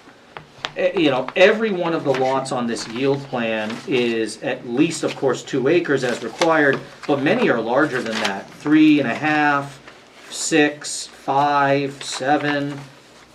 So what you would do is, I mean, anytime you evaluate a property, you look at the amount of roadway divided by the amount, so then you're into the lots for a cost associated with the road. Obviously, more road raises individual lot cost. What I was told by the applicant is that if they were to go this route, they would make these much more larger estate style homes. So you'd be looking at, $1.2, $1.4 million homes as opposed to $500,000, $600,000, $800,000 homes, and that justification would justify the added road cost. So it is financially feasible, it's just a different type of project. Okay, that's all, I just wanted that in the record, and I know you Okay. said it during the conceptual discussion, but I just wanted to make sure that we had that. And I appreciate that you're showing or saying that there's gonna be a 100-foot minimum buffer. The plan doesn't label it as a buffer, into 60 feet is what we require, so you're exceeding what the regulation is. I think that should be labeled as a non-disturbance buffer, and if you're willing to do it at 100 feet, I would appreciate that, but at the minimum, the 60 feet required in the regulation. And the reason that I'm saying that, I know that it's probably not shown on here because that's open space, but under our ordinance, we do allow accessory structures in the open space, and I think that should be clear that that's a vegetated non-disturbance buffer, so that's giving that protection Sure. in the abutters. The only issue with that, or it's not an issue, but just a clarification, is that, so we do have slightly less than 100 in this location here because we have the drainage driveway, so it's probably, 80 feet instead of 100, but I have no issue just calling that out, showing that it's higher than. Yeah, I think that as long as it's keeping at least the 60 feet, and I think just labeling it Yep. as a buffer, so that way, sheds and, swing sets don't wind up back there, because otherwise they are permitted. And we'll end up asking you for those pretty little placards that you put on the trees. Yep, Yep. I assume, sure. The drainage easement that's shown on 76 Sage, presumably there's gonna be an easement during construction for the grading of the road and the drainage, and then also a permanent easement to the town. So I just don't know if that language has been submitted to Scott, if Scott would be looking I for, requested that Okay. and easements for all the other ponds, because all the other ponds are on the, okay. well, one's on private property and the other 2 are on the open space, so we need Okay. access and maintenance easements for those. Yeah, and the new plans have all those, meets and bounds labeled out now. Okay. And then we'll obviously get legal instruments and get that to you as well. There's no pedestrian circulation. I'm not suggesting sidewalks, but walking paths are encouraged for open space. Has there been any consideration to any sort of pathways? And I guess that leads to what's also the overall plan for the open space. Is this going to be publicly accessible open space where Yeah. you're going to be having these paths? And I know that in the ordinance we have, different types of designated space. I don't know if there's been thought, and I guess some of that will come when Joanne's reviewing the association documents. And places for people to park that want to use the open space. Okay, So and we parking. met with, in our meeting with the Conservation Commission, just because typically they, voice in on that in addition to you guys, so we asked the question. The applicant is open to any of those categories, that you mentioned. And so the issue that I always bring up, and I brought this up to the Conservation Commission as well, is that, so, if the option was that the town wants to own this land, then, it's public land, they own it, okay? If a conservation entity, either the Conservation Commission itself or, like a CELT or one of those entities wants to own it, that's fine too. We were open to that. The only issue is that if none of those parties want to own it, we do have a legal liability issue in that, you can't have this be, at least legally, public land if it's owned collectively by the individual homeowners. Because if somebody goes out there, hurts themselves, then you got a lawsuit that they are liable for. That's not to say, and I told this to the abutters, I probably shouldn't have, but it's like, they're, you got this land right now, this is private property and the abutters use it now. So it's not, we're not trying, it's not like it's gonna be policed in that way, but from a liability standpoint, unless we can get an entity, whether the town or a conservation, then it would not be legally public. Okay. And there was interest by the Conservation Commission to explore that. They suggested that, maybe we reach out, or they were gonna reach out to some entities. And so we're happy to do that.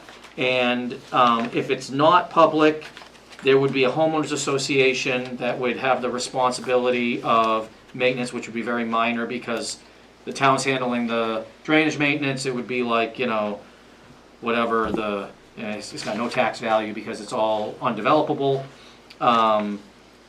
So, and as far as the paths and stuff, there is some existing stuff out there that we didn't exactly survey because it's not. So, I think there's enough out there that people use now that are paths through the area that we're not going to remove or adjust. So, I don't know if there's any need to proactively. As a practical matter, they're going away because they're becoming house lots and they'll be private property and the paths will be gone. And I'm not, that's just the reality of the plan. I'm not saying yea or nay, which is why we're forming an open space committee. Yeah, paths are encouraged, so just food for thought. So there's a couple of items I'd like to touch on, Tim, that have been raised here. And since we're talking about paths and pedestrian access and that sort of thing, I guess I'll start with that. I think there needs to be some consideration given to that. Because remember, this is in very close proximity to Mountain View Middle School. It would seem to me it would make sense to provide some sort of a connection to the middle school for the people who are living in these homes to get access there, so they don't have to use the roads to walk around. And it seems to me it lends itself very nicely to that. There was talk about a hydrologic study, and I'm It not doesn't actually suggesting... abut the school property though, so What's that? it doesn't actually abut. abut the school. I know it doesn't, but I'm just saying we should explore that. And the Conservation Commission did say that, encourage you to look for a third party to hold an easement, like Piscataquag Land Trust. And I don't know if you pursued that or not. I didn't reach out, no. Okay, the Conservation Commission recommended that so that there would be a third party holder of the easement, and they could oversee it and enforce the easement. And another thing I'll just point out is, relative to the hydrologic issue and groundwater flow, I'll just remind you that one of the very important functions of a wetland is groundwater recharge, and there is a significant wetland right adjacent to this, and I believe the lay of the land, Doug, correct me if I'm wrong, slopes down towards Acorn Drive, the extension you're creating. Do I have the topography right?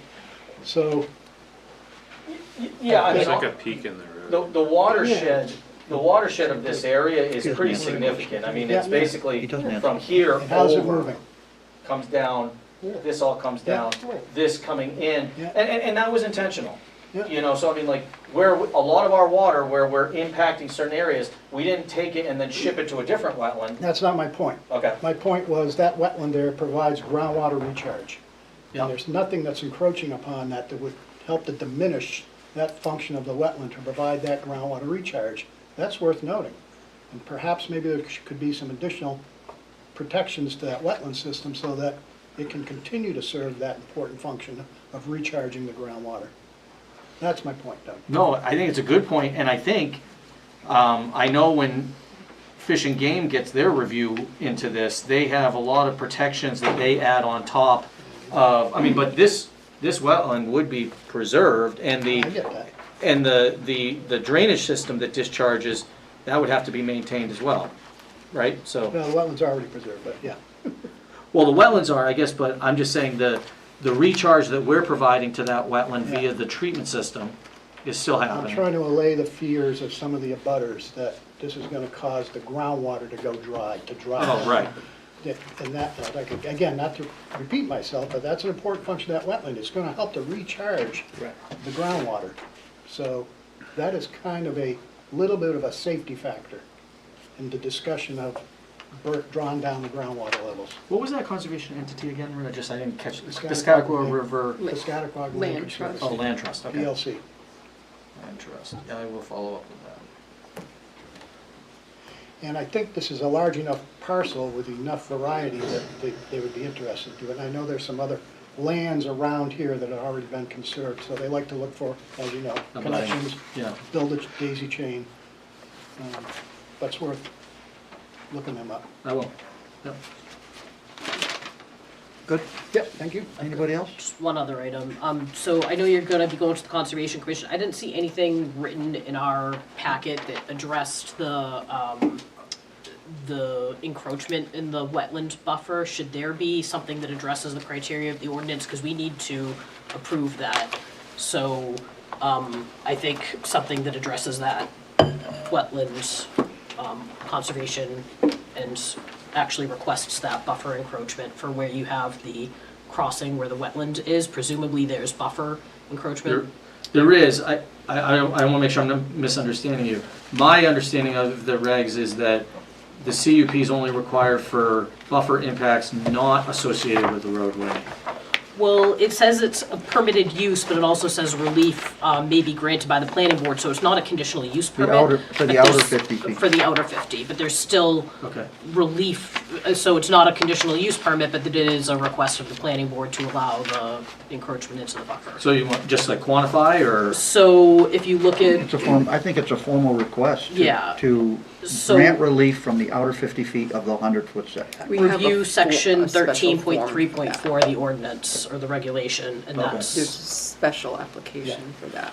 Well, because I mean, we're impacting the inner 50 as well, because Well, as long- it's, you know, but it's for roadway, it's roadway purposes, Zoning? which is exempt from, One is zoning, one is. We us. can do, so. Roads are allowed. right. It's an Well, allowed. That's one of the It's by exemptions. permitted, by, it is allowed, but the 50 feet needs our approval. The So outer, Seems the If, outer. if you can verify if there is anything else needed by zoning, and just make sure that for the next meeting, that all the documentation we need to address the criteria are provided, that'd be helpful. And just send Doug the form. Is it online? Yeah, I can send it to Well, you. it seems to me if the outer 50 feet, which is the one that Yeah. is the state standard, and the one that is the really important one is going to be waived by regulation, the inner 50 feet seems moot to have us waived by regulation. What are you going to do, say you can't waive through the inner 50, but the outer's okay? I mean, just for the record, I was told by Patty, who handles the Conservation Commission, which weighs in on those outer 50, I know the form well, I know exactly what you're talking about. Yeah, I thought so. That doesn't apply in this case because now if we had lots that were impacting the outer 50, we would need that relief and we would need their feedback. But we actually talked about it at the meeting and they said, well, they're not asking for any relief of any buffer except for roadway, and roadway is a permitted, or permitted by the planning board to be allowed. but not by that form, by, you just, There's a list of things. Yeah. I so- think we'll let, just clarify staff clear this up. That's fine. We'll get out of the discussion right now. Yeah. Anything else from board members for the applicants at this time? Okay, I'll give you, I would like to hear a Reader's Digest version of the traffic study. I know you already shut that down once, Tim, but it's important. Yeah. well, I wasn't gonna shut it down, Carlos. I wanted to complete one section of the plan So before I are we moved done? on to the So other. can we go to the traffic? Because I Well, really was would. my next move, but if you'd like to move it on, please feel Well, I'd like to free. hear it. And again, Reader's Digest version. Trip generation, trip distribution, level of service, high altitude. What's it gonna do to the community, if anything?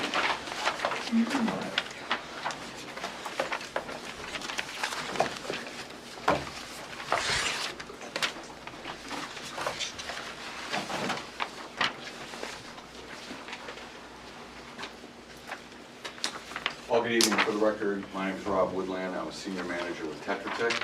We conducted a very detailed traffic study for the project.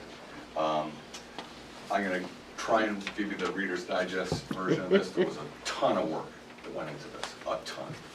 But I'll try and get through it as quick as I can.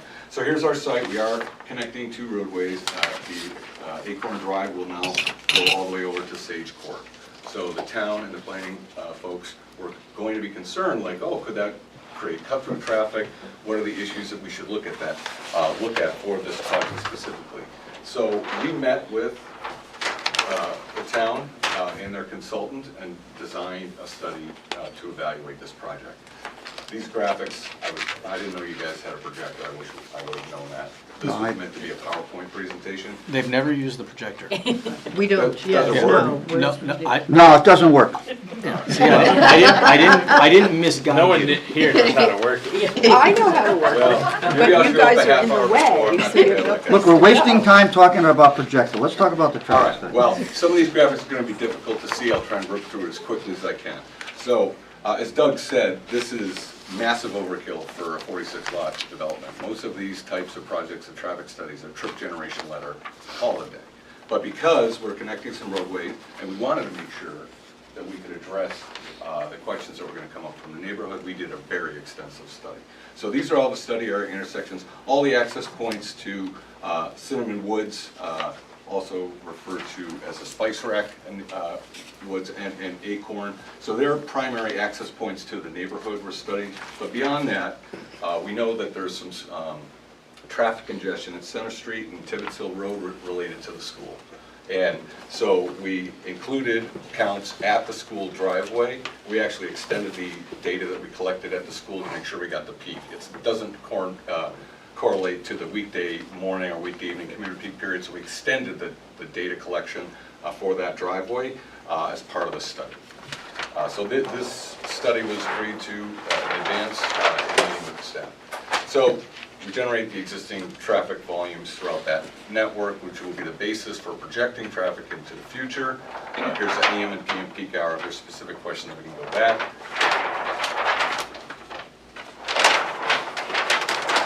We grow those volumes out in the future without the project, the no-build condition. We do a 1-year snapshot, opening year, and then we do another 10 years beyond that for a full projection out to 2036.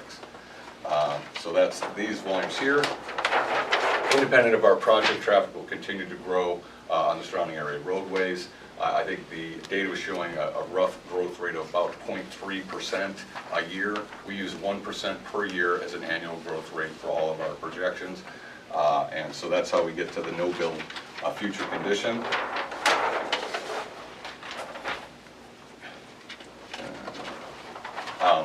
In terms of figuring out where the traffic's going to go, we do a very detailed review of that. We take a look at the census data, the journey to work data for the town of Goffstown, where do people who reside in Goffstown work. And then based on that population data, we can say, all right, well, there's, in this case, 28% of the people that live in Goffstown work in Goffstown. Another 27% work in Manchester. Down the list, we assign how you get from this development to each of those communities, and that's how we distribute the project trips in the surrounding area. So that's what this graphic is. Basically, we have approximately 42% of our project trips we anticipate coming out Acorn Drive. another 20% heading up on Cinnamon Drive off to Blackbrook Road, and then another 38% heading down Timeway. So the project trips are being distributed via multiple ways of reducing impacts at any one location. There's the trip generation. So this project is expected to generate a total of 37 trips in the morning peak hour. That's 9 entering trips, 28 exiting trips. In the evening peak hour, it's 30 entering trips and 18 exiting trips for a total of 48. In the peak flow direction, we're talking about 1 car every 2 minutes in the peak flow direction. And that traffic will be diverted by 3 paths trying to get to the site. So the impacts of the project and to the surrounding roadways will be de minimis. We also took an opportunity to take a detailed look at our abutting neighborhoods. So we figured out, we know exactly per 15 minutes what Cinnamon Woods development generates for traffic, and we know exactly to the 15-minute period throughout the day what the Acorn Drive project generates. The only reason I point this out is, and this is just that distribution, just 1 or 2 things coming up quickly. So the Cinnamon Woods daily traffic for the entire development, 100 homes, has a peak flow rate of 19 exiting vehicles in a 15-minute period. So this gives you an order of magnitude of what that development generates. We're substantially smaller than that. The last thing I want to share, and this was primarily just for the residents who aren't used to ITE data being used to develop trip generation rates. The ITE is very tight on residential. It's the best, most well understood land use of all of the land uses based on thousands of studies. But how does that compare to the existing traffic at the neighborhoods? Well, it's dead on. For example, on Acorn Drive, the actual counted volumes on a daily basis were 144 trips. What would ITE project for that? 144 trips. It's exact. But if we take a look at the collective Cinnamon Woods neighborhood, Acorn, and take a look at the total of the 122 existing homes, ITE is actually higher than what we actually counted for these existing neighborhoods that are right next to us. So we think the ITE trip generation estimates are valid and slightly conservative. That's all this was trying to point out. So then we take that arrival departure pattern, assign those project trips that I discussed, and push them through the network to figure out what our specific impacts are at each one of these locations. I might refer back to this graphic a little later. And then we develop the future build condition out 11 years from when the data was collected. For time. So how we keep track of all these calculations and make it easy for our peer review consultant to review our numbers is we walk them through the actual calculation as how we made those projections. So you have existing counts, they're seasonally adjusted, there's some balancing that goes on, that generates the existing balanced seasonally adjusted traffic. Then we grow the traffic to develop the no build condition. We assign our project trips to it to create the build condition. In this case, we also looked at some potential cut-through patterns, so those were included in the build condition as well. When you connect these roads, some people will find other avenues for travel, and the study did consider that.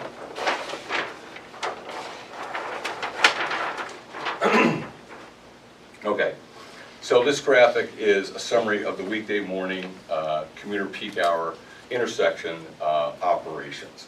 And what we have here is on the one half of the square, you have the no build condition. On one half of the circle, you have the no build condition. On the right-hand side, there is the build condition. What you'll see is there's no change from the no build condition to the build condition. And I'll point out one last thing. All of the access points in the neighborhood will continue to operate at acceptable levels of service with minimal impacts by our development and the cut-through traffic that we considered for it. They'll all continue to operate at least LOSD. I think actually the lowest level of service is LOSC. There is one problem intersection, and we were warned up front that we'd want to take a look at that. And that's Tibbetts Hill Road at Center Street. That intersection is failing today gonna fail in the future, and it's, you know, it is what it is. The school, actually during the weekday morning and weekday evening peak period, the commuter peak period, the school driveway actually functions fine. But when they send that traffic down to Center Street, because there's so much traffic cutting through Goffstown from points west heading to Manchester, this intersection has significant delays. We actually looked at the congestion mapping to get a little better understanding. We actually have cameras at each of these driveways so you can observe the queues in real time. That's how we collected this data.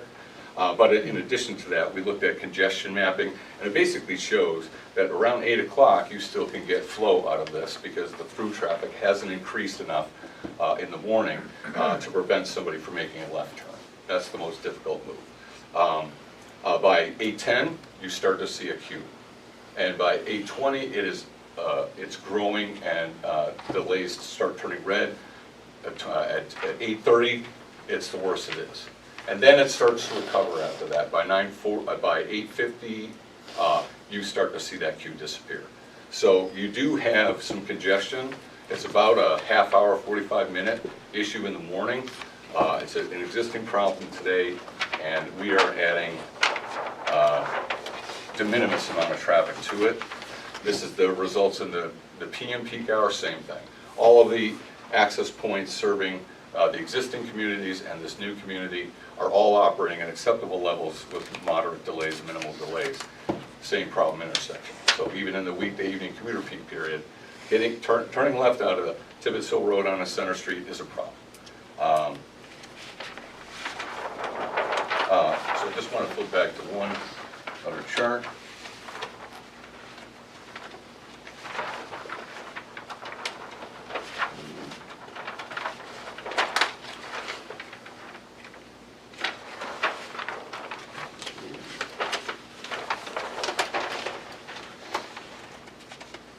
Okay, so this is the project trip layer. This is what we're adding to that intersection.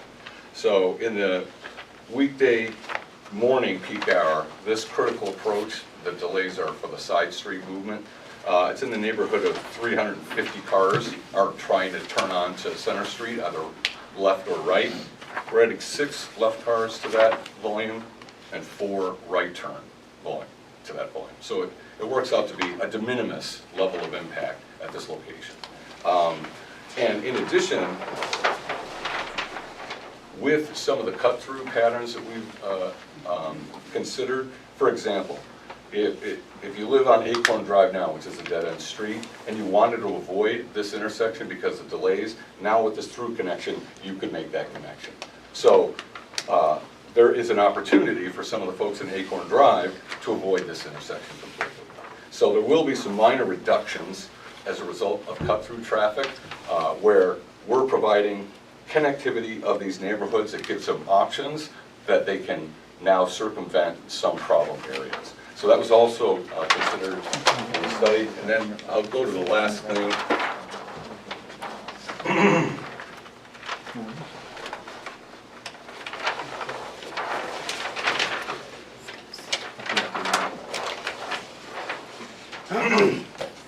All right, this last graphic was direct. We prepared this after we met with the neighborhood because they had pointed out one other potential cut-through pattern that we didn't consider in our study. So I just wanted to walk them through it. I think one of the biggest issues is understanding that this new connection results in a very circuitous route. It's not exactly a straight shot. So you've got twists and turns to get to it from any of the existing roadways, but we assessed whether existing traffic patterns up on Tibbetts Hill Road would potentially want to cut through the development to get to the school to avoid these delays. And what we found is, so all of these routes become identical right at this point A. So beyond this point, whether you do the cut through or whether you did the existing route, it's going to be identical. So what we looked at was the differential in travel times and travel paths. So the existing route servicing this neighborhood to the north, if they were trying to get to the school, their travel distance is 1.2 miles. Now as they're coming down Tibbetts Hill Road, it's a right turn, they get through the roundabout, moderate delays, turn right onto Center Street, right into the school. We don't think that pattern is going to change. On exiting the site, there's potential for somebody to say, well, if I'm coming down this road, or this road, and I just go into the school, instead of making a left turn and getting into that queue, there's a potential for some of those folks to make a right turn and come through Acorn and then get back to this point. The path is significantly longer. So there might be a perceived benefit that you're going to save some time doing this, but the added travel route, because of its so circuitous route to get there, some people might do it once. But once they do the twists and turns through the neighborhood and realize there's no benefit to reduction in delays or their overall time, we don't think that's going to be a very prevalent pattern. And if it were to exist, it wouldn't be on entering the school. It possibly would be exiting the school, and that's only for the folks up here that are going to the school. So if I had to take a wild guess, and we haven't done specific route departure patterns for the school itself, which is a regional school, but the bulk of their base that they serve and populations they serve are to the north and to the west and to the south. It's not this area. So this is a very small part of the population of the neighborhood that's being served. Again, I don't think this right turn existing pattern would stop. Possibly some of those people would make this, we think that volume would be de minimis, on the order of, if this was 5% of the population served, it would be about 4 trips. If it's 10, it might be 8, that's it. So it's not a significant volume. Similarly, we took a look at, well, what if you're heading into Manchester? So coming in and out of Manchester to the school. Well, would you take this path as opposed to sticking and dealing with the existing delays? In this case, the answer is no. The existing path for any points coming to and from the east, down on Center Street, on Goffstown Back Road, the travel distance existing for those folks is 2.05 miles. The alternative path through the neighborhood would be over double that distance. So we just don't think that would be a prevalent pattern. So again, we did consider Acorn Drive. Yeah, they got a new outlet. They can avoid that intersection. There will be some of the folks that live on Acorn that will take advantage of this connection and get to points where they want to go. Similar to the Cinnamon Woods folks, they're going to take advantage of that too. If some of these folks want to get to the school, they can use this new connection, turn left into the school driveway, and then right out and avoid that. We do think some of that's going to happen. That was considered in our traffic study. So that's the 60,000-foot view. There is existing problems at Center Street. Our impact at that location is de minimis. We did collect a mountain of data, including videos, traffic counts, that will be helpful for the town to move forward. Ultimately, some type of capacity improvement would have to be made here. If there was sufficient room for it, and I don't believe there is, a roundabout would be my first choice. But, We don't talk about it. We don't talk about it. well, but I don't think that would require some takings of the adjacent properties. But it does look like a signal could be installed at that location. We don't want Just signals. let's not just talk about it. Well, We'll leave that hypothetical discussion for another year. But I'm happy to No, delay we're not. that because we feel that our project has nothing to do with that existing problem. excellent. So that's the So traffic study. thank you for taking what was probably a 4-inch thick traffic impact study and sugaring it down to about a 10-minute review. Appreciate that. And I don't think it's anything new to any of us. We've got a failed intersection. It's going to be just as failed with this. And that's the takeaway. Anybody have any questions regarding the traffic report? Barbara? Question, the VHB review, which came in a few days after your report, indicated a couple of things, findings, asking for additional field observations at Center Street and Tibbetts Hill Road. Did you see that? Was Yeah, that addressed? yes, we're in receipt of the letter and we believe that all of their points can be addressed. We did do observations, we understood what those patterns were, we didn't enumerate it in the study, because it's Okay. not part of a total, it was kind of like an ask, like, hey, you should look at this. Well, we were aware of it as we're preparing the study, we made observations, we know what's going on at that location, but we didn't include it in the traffic study because it's not part of a typical traffic study. So that's why it wasn't there. But in any case, we will address their comments. So, but that's, you've seen it, you've considered I- it, it's not a time issue for you, you've got data to address it. Exactly. Okay, thank you. Anybody else for traffic? Thank you, sir.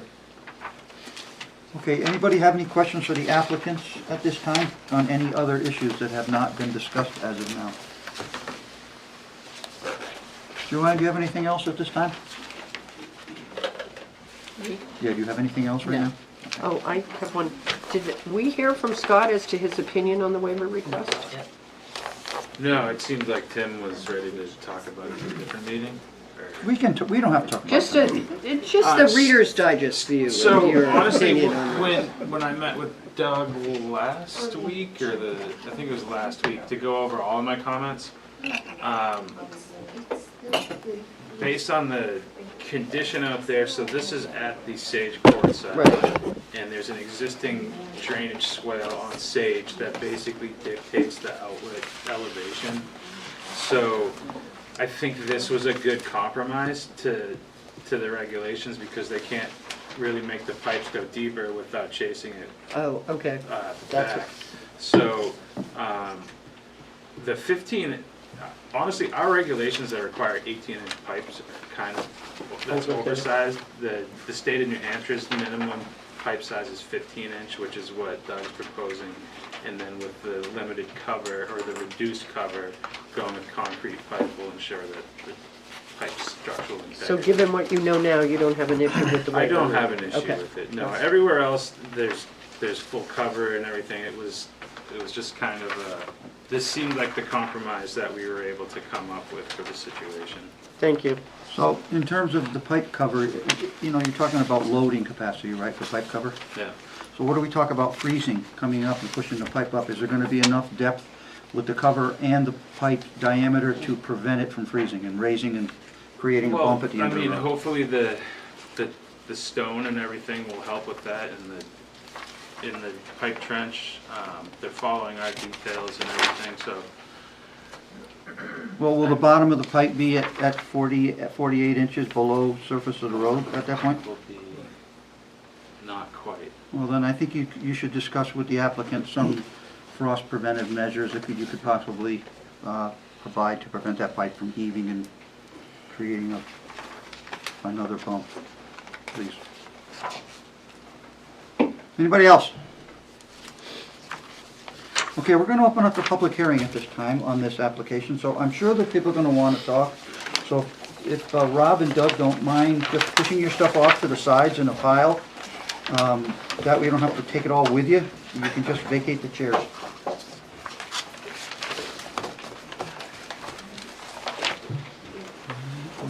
Anybody like to speak, come on up, and please, as usual, identify yourself for the record.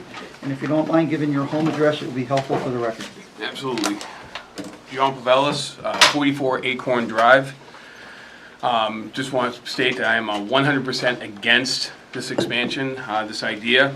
The traffic study was told to us that it was only a one-day study.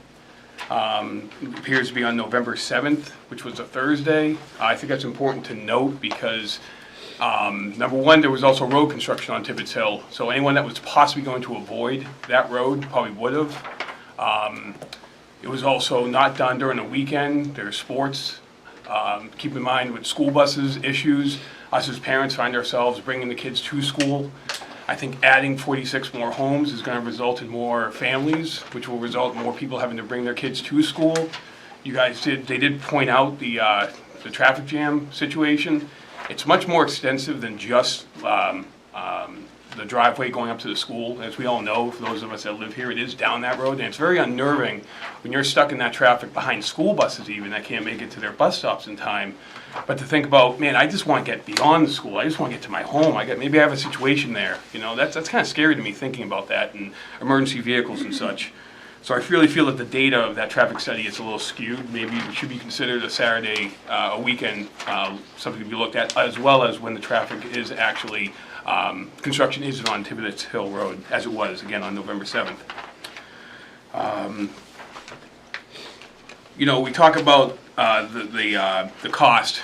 You know, our schools are already, I feel, at max, or, you know, certainly the discussion of taxes is obviously something high right now with a lot of the townspeople, and I just see that with more roads, more plows that are gonna be needed. I'm sure they're not gonna be working for free on overtime. You know, we have bus driver issues. My daughter is sitting on a school bus, 3 to a seat right now.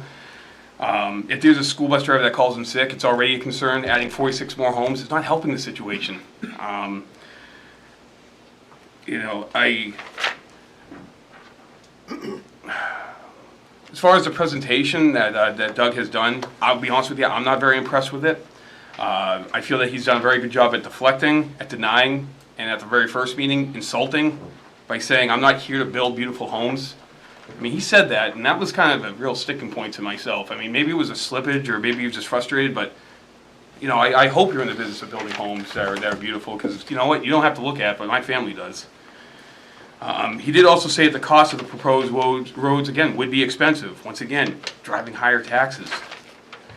You guys are pointing out with the wells, I did make a note here on it, but, you know, again, hearing that there's really no way I can prove it, that's not a thing I want to hear. I mean, you know, yeah, I heard terms of fracking. I've heard that my home was already fracked. I was told I can't do that again when I purchased my home.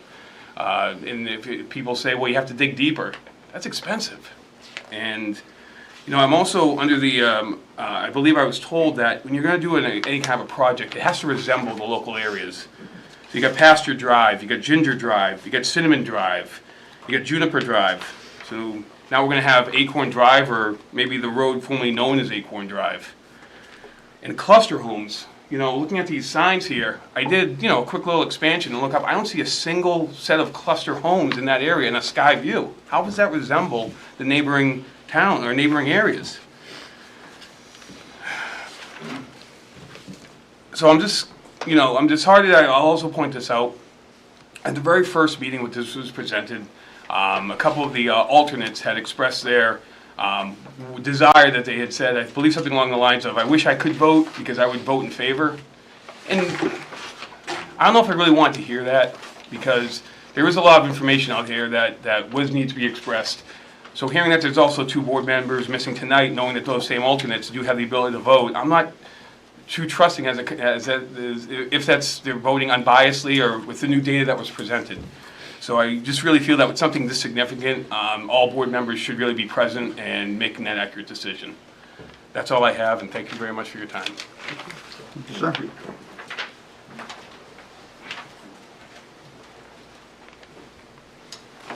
Hi, good evening. My name is Steve Elliott. I'm up at 49 Ginger Drive in Abutter. My questions are regarding the domestic water, and I appreciate the board's raising these questions this evening. I've also researched this issue. I know the chair had made comment this evening about looking into the records of the surrounding wells. All that is recorded. I have done that for my street on Ginger Drive, explored, looked at all those reports. I am one of those wells that have been, you know, have had been impacted with droughts in the past. My capacity is 1 gallon a minute at 550 feet. There are at least 2 other wells that are low-yielding wells that are also a gallon and a half. I also am one that, at my own expense, of course, had to drill an alternate well trying to seek water, and that well yielded a gallon or less. So I'm sort of sitting in a predicament that if I have any impact to my well, it'll be a significant additional cost to me if I can get water at all. So that is great, obviously a great concern in terms of what this development may do as it relates to water. And again, someone with a low yielding well, any kind of measurable change would be impactful. I did just do had some discussions with the DES Water Board and also reviewed RSA 482, which governs the Well Water Board. And after doing some of that research, I had got a better understanding of what governs well water, private wells versus community wells. And there is quite a difference between, private wells. There isn't a lot of protection, as already been stated. It's sort of hit or miss, and it's really up to the homeowner to sort of make restitution or recovery from whatever impacts they may have. On the other hand, community wells do have afford a number of protections, and I would ask the board if they might investigate a community well system for this project, if it should go forward in its current design. Some of those protections are those aquifer studies, as has been stated before, in terms of investigation of the hydrology of the area. That's a requirement of a community well. Also, they have to get a certain amount of yield for each of those homes, and it also affords protections to the abutters, because both before and after that community well is placed into service, there are yield tests that are performed on the budding wells to determine whether there are impacts to those homes as it relates to drawing down the water from the aquifer. So I think that's an important for myself, again, speaking from a place of concern in terms of what am I going to do should my well go dry and I've drilled, had 2 wells in place. In fact, one of the other low yielding properties also had to put in a second well and to find a gallon of water in order to provide for their homes. So again, I think you can hear my concerns, that I think there are some protections that we might have if there was a community well system explored. I heard that maybe the pond or the wetland out back might be a good replenishing the aquifer. I don't know anything about what the aquifers and so on, but I do know that under a community well system, there are certain protections that are not only afforded at the time that the wells are put in place, but it's a requirement going forward for all those homes that they must have water at all times going forward under a community well system. So should we run into problems up there with water with those abutting homes, a community well system would put in protections for all those homes so that they would have adequate water going forward.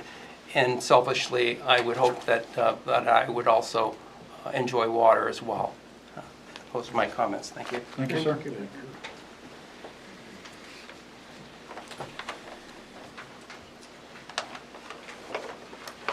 My name is Sandra Webb Peabody. I live at 117 Terrell Hill Road. I apologize, my voice is not perfect. You live, you get old, you get problems. My chief concern is the water, the sufficiency of well water. When in our whole area of Goffstown, there is no alternative but a private well. There is also nothing that I saw in this new development plan for fire protection at all. Where is the fire department going to get the water to put out a house that bursts into flames? They're not going to pump it from the pond on Terrell Hill Road because you don't have that much hose. Tankers have to be filled from somewhere. I don't see any cisterns in that development plan at all. And I heard at the meeting, the informal meeting last week, that the houses will be plumbed with sprinklers. But that is to let the inhabitants escape. It is not to quell a fire. These are real issues, and I think as a planning board and as a town, the responsibility rests with those who approve these plans to hold the safety and the welfare of not only the new property owners, but the property owners who have been paying taxes to the town for years. I see nothing that the town has even thought of to help the surrounding neighbors who may have their wells go dry because of 46 new wells. And I am not a hydrologist, but my simple understanding of an aquifer is it's underground water from somewhere. The more straws you put in that glass, the quicker the water goes down. If the surrounding homes go dry because 46 new straws go in, what has the planning board done to protect us? That's my question and my big concern. Thank you. Thank you very much. Thank you.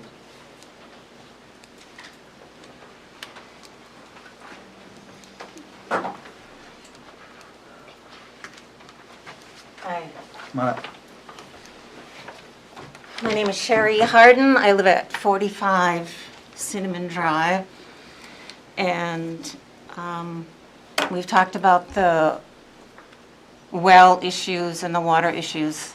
Water is the new gold, and my concern is the concentration of wells in that particular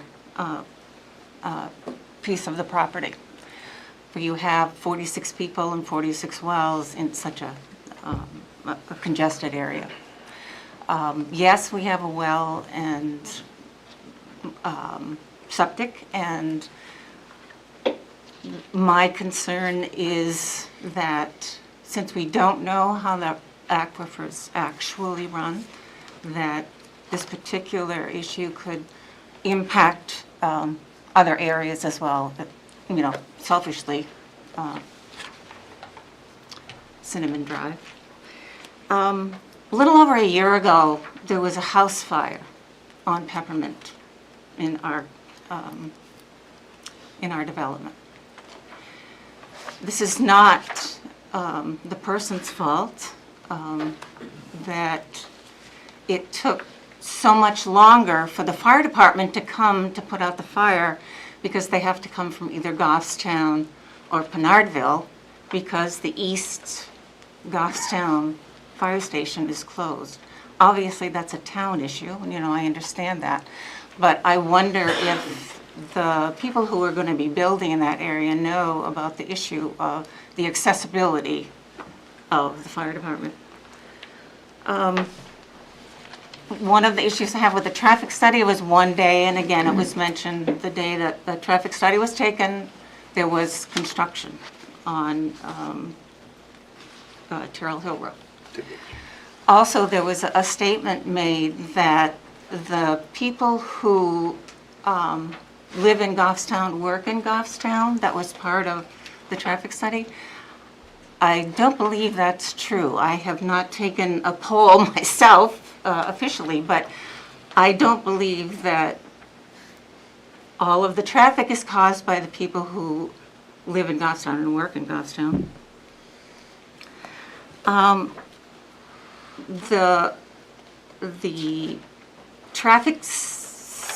The traffic impact will be sizable. And because of the fact that the traffic study was taken on a day where there were other contributing factors, I think, and yes, I understand this was a very in-depth traffic study, but not that there would be another request for a traffic study, but just my belief is that this is not a really accurate picture of the traffic in the area.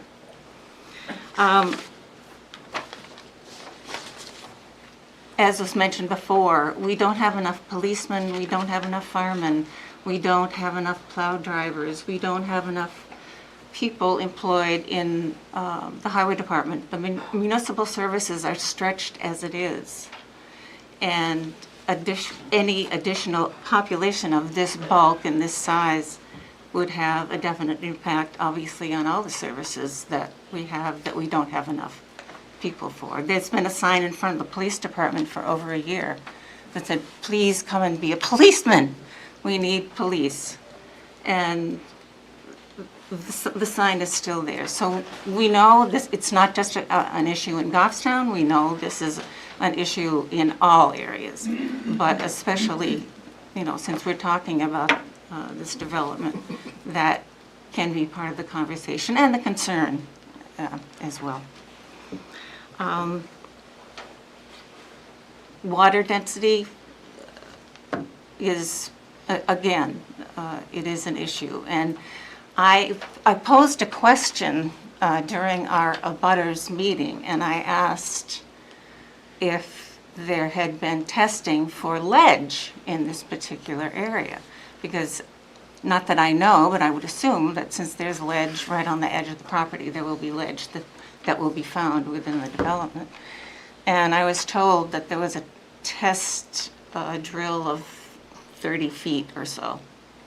My feeling is that that's not enough of a drilling depth to determine whether they will run into ledge when they're drilling wells. And then there's the concern of if there is ledge in most of the area, there is the concern of blasting, and that impacts people in the Spice Rack area as well. I know that blasting companies will be responsible for any damage done, but in order to avoid that particular damage, we could avoid the development. So, but thank you all for what you do, and thank you for the opportunity to give my comments. Thank you.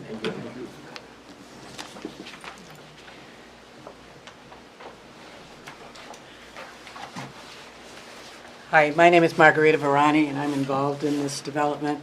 I just wanted to say, before these 46 homes even pay real estate taxes to the town, I've heard a lot of concerns about town services. Each one of these lots is in current use and has to be paying into the town a current use tax when it comes out of current use. And I understand that you have impact fees of $8,000 a house to mitigate some of your police and fire and some of these other things. So this particular site will be close to $1 million before the houses are even taxed to the coffers of the town to be able to offset some of the costs that everybody's talking about. So I just wanted to bring that up. Thank you.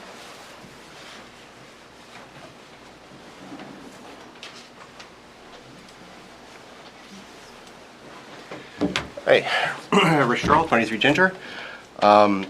I share a lot of the concerns about the water and stuff like Say that. again, name again, please. I didn't write it down. Rich Jarl. Thank you, Rich. Yep. I share a lot of the concerns about water, traffic use. This is being planned as an open space development, but it still doesn't seem to be in character with the neighborhood, which is also open space development in the Cinnamon Woods area. But primarily I'm concerned about the impact to the town. The problem with those fees that could be raised, they cannot be actually used to address any already noted shortcomings, and we are in default budgets. We do not have the staffing for the fire departments, we don't have staffing for the police, we don't have the ability to take on additional kids. I believe at the last budget meeting it was stated that we are above average for incoming families for having school-aged children at around 60%. That's a lot, and we don't have the capacity at Maple Ave to be able to handle it, and you cannot use those fees to be able to address already existing shortcomings. They actually would have to go back to the developer if they cannot be used. Thank you.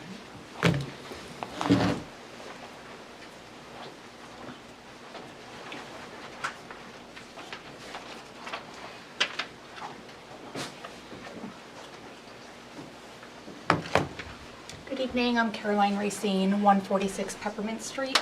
I am also opposed to this development and proposed project, and to be honest with you, if I did not live on Peppermint Street, I would likely also still be opposed to the project. This will have direct impact to our neighborhood where we lived. I'm highly concerned about the traffic it's going to bring into the neighborhood. I'm also very highly concerned about a lot of the water issues that have already been presented. I do think that this is going to present a cut-through for the neighborhood. And I think it will become more of a avoiding the traffic that goes down by the middle school through the Rotary, and people will try to shave off the amount of time by going a little bit faster, getting there a little bit quicker. We already see it in parts of town. I think Lindsay Way is a pretty good example. People will use that to get to Blackbrook a little bit more quickly. It's not the safest road to be doing that on. There's a lot of families and kids on that road. People speed through it. It's curvy, and it's really to jump ahead of the car you were behind in the first place. I think that would happen a lot in our neighborhood.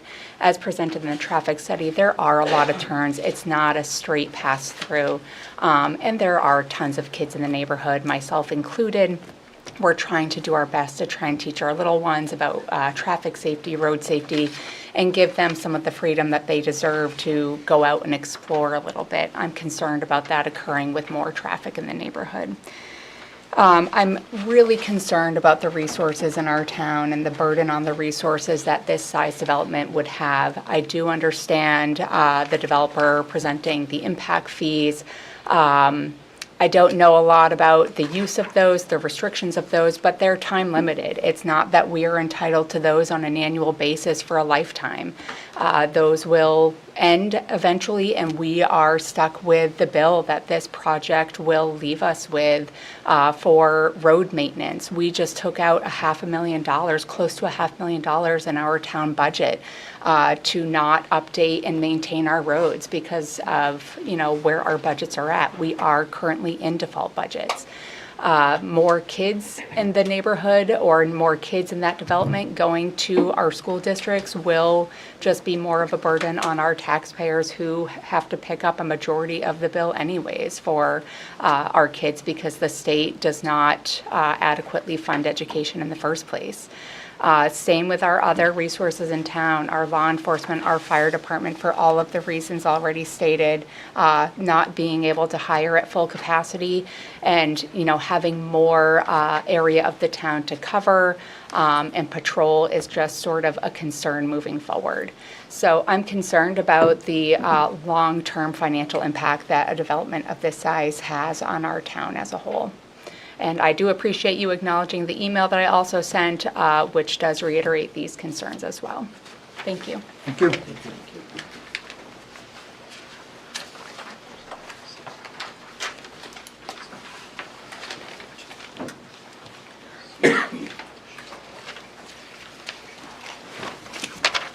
Hello. My name is Katie McIntyre. I'm a resident of 77 Sage Court, and I'm here to express my concerns regarding the proposed development in our cul-de-sac neighborhood. First, the impact on traffic cannot be overstated.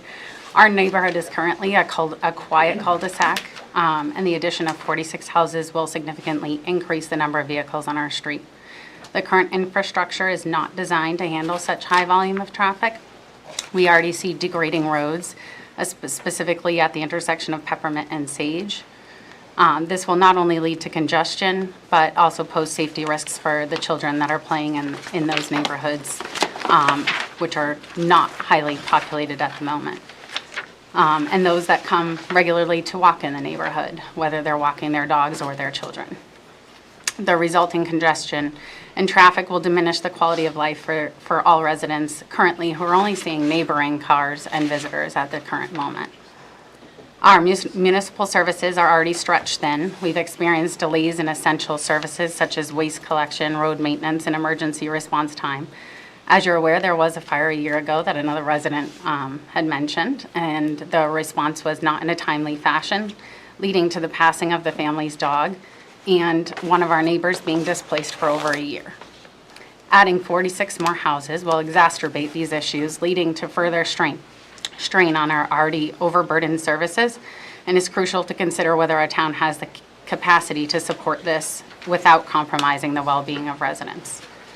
The proposed development poses a significant risk to the local water supply. Residents in our neighborhood rely on wells for their water, and the increased demand from 46 new houses could lead to the depletion of our groundwater resources.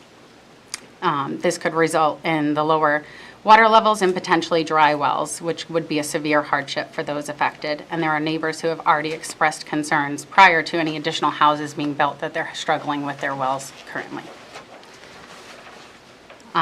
Moreover, the construction process, particularly any blasting that may be required to prepare the site, could have a detrimental effects on the neighboring properties. It was mentioned in our abutters meeting that they do believe they may end up having to blast at the entryway of Sage Court for that new roadway due to an increased amount of ledge that was identified. Blasting can cause vibrations and may cause damage to existing structures and disrupt the stability of nearby wells and houses. The potential raises serious concerns about the safety and integrity of our water and home supply. Understanding that the blasting company does audits and rectifies the issues, it's still a huge burden to put a homeownership through to rectify any issues that do occur. The environmental impact of such a development shouldn't be overlooked. The construction process is anticipated to stretch well over 4 years. And while we have open space to conserve some of the environmental space and construction process, the construction process will hinder that for a significant period of time, driving animals and wildlife out of that area. The increased population density will put additional pressure on the natural environment and animals living in and around the area today. Preserving the character and the natural beauty of our neighborhood is important to many of us who choose to live here for these very reasons.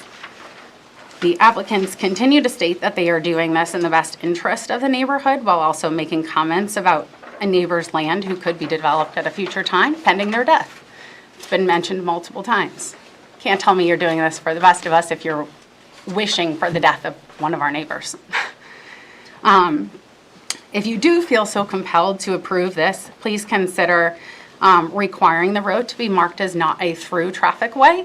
I think that could prevent a lot of the impact of cut-through traffic. It wouldn't show up on Google Maps to be a road to go through across the town. Yes, we may see some neighbors that know that the throughway is there that would still use it as a cut-through, but it would diminish that external traffic significantly. In conclusion, while I understand the need for development and growth, it is essential to balance the needs with the well-being of the current residents and the sustainability of our community. And I urge the planning board to please carefully consider the impact that this development will have on the traffic, municipal services, wells, and the potential effects of blasting. And I request that you do not approve this in its current form. Thank you. Thank you.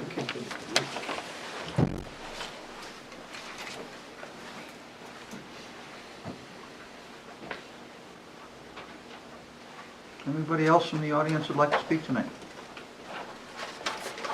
I'll speak. I'm John Hartnett at 21 Ginger Drive. So, I got a statement here, it's gonna take a while.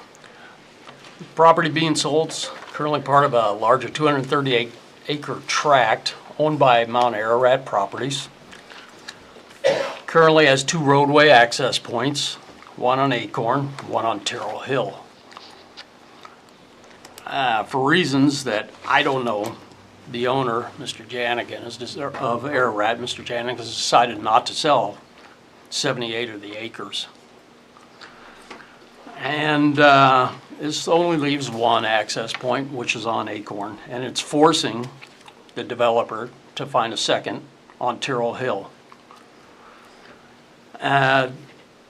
The decision to parcel off this partially accessible tract forces them to look for this access. And unfortunately, in our neighborhood, they found a willing resident to surrender part of their property to give access. And this gives the developer access to Sage Court, which can then feed to Terrell Hill Road. The impact of the proposed neighborhood on Sage Court will be significant. I don't believe we talked about it enough here, only the outbound traffic, or the outer traffic.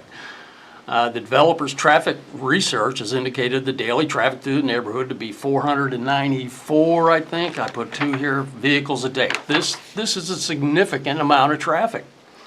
As any Goffstown or Dunbarton resident who travels this area knows, despite the traffic study estimates, the vast majority of these 494 vehicles will travel through Sage Court to exit this area. There will not be 42% of the traffic going on Acorn Drive. They will exit out through Sage, and which leads you to either Cinnamon, Peppermint, and Thyme. This will fundamentally change the character of our neighborhood, the Spice Rack. Right now, it's still safe for us to walk through our neighborhood. My wife and I walk through it all the time on the road because we have no sidewalks. Kids roaming freely on the roads, and we're worried about the higher traffic numbers, which is 500 vehicles a day. Maybe we'll probably get 80% of that, 400 vehicles a day, through our neighborhood. And there's events that, like Halloween in our neighborhood, I think is really big. And people sit out on the road, hand out candy, because that's the character of our neighborhood. And so this will change. It will go away. Let's see. Additionally, the residents at 66 Sage Court, which is the abutter to the proposed development, as well as the abutter to the property that will allow the easement, will now have a busy road placed adjacent to their property, merely feet away from their house. And this is maybe 400 vehicles a day going by their house, where they currently have none, and I don't think the lot was designed to have a right-of-way to put into another neighborhood that the developer's proposing. And so I would question why the developer didn't seek to acquire a right-of-way with the current landowner, Mount Ararat Properties, that would allow the proposed neighborhood to access Tyrrell Hill Road directly, and then it would have absolutely no impact on the Cinnamon Woods subdivision. And I know this is all supposing, and we can't do suppose, but it's a question you have to ask yourself. Let's see, I've been told by the developer that the reason is that the current landowner wasn't offering this as an option, and if he was, it would be costly to put a road with no houses on it, because he'd have to exit all the way out to Tyrrell Hill. And it would just be a right-of-way. He wouldn't get any return on that. It would shift the burden of the traffic flow to the established neighborhoods that are not designed to accommodate the vast amount of traffic that this development would generate. So if they had access directly to Tyrrell, if they had a right-of-way through the lower property, we could eliminate all that. And beyond that, it would provide a quicker route for emergency vehicles to get to the proposed neighborhood instead of having to go all the way through, which is a 3-minute and 45-second journey from the access point on Tyrrell Hill all the way around to get through the Sage Court entry. And let's see. Emergency responders. So I believe that the traffic study, I believe he told us, was done at 2-hour interval in the morning and 2-hour interval in the afternoon. I could be wrong, and he can correct me on this. This is what we were told at the meeting. All the figures that he came up with are through this ITE, which may or may not be, and I would argue not, be accurate in their estimates of the traffic, as they think that 42% of the traffic will exit out through Acorn Drive. And any of us who travel this area know this just won't happen.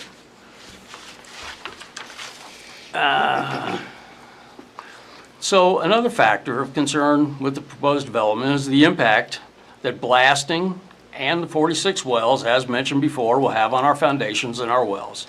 I'm one of the people on Ginger Drive with a 505-foot well, and I've got the 1.5 gallon a minute refresh rate.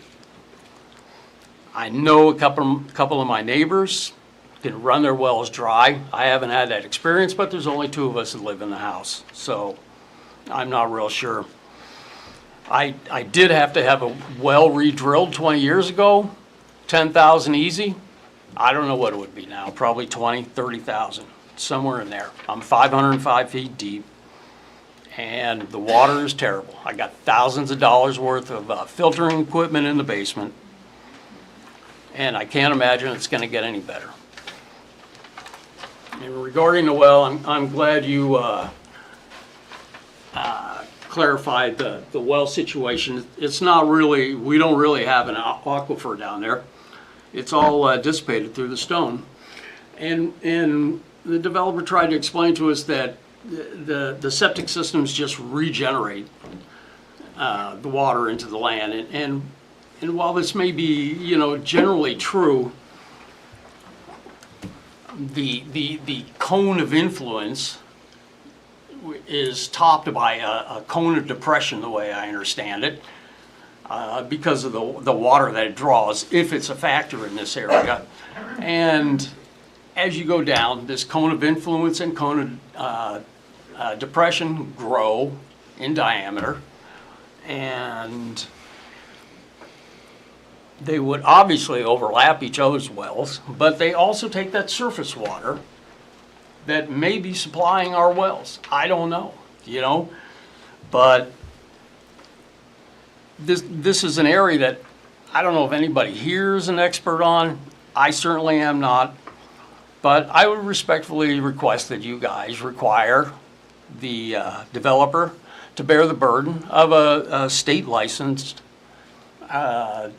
hydrologist that we can all agree on, maybe a resident representative to agree who you would have to look into this. And then this might give us some insurance. It might give you guys some information, maybe give us some assurance that, there won't be any problems.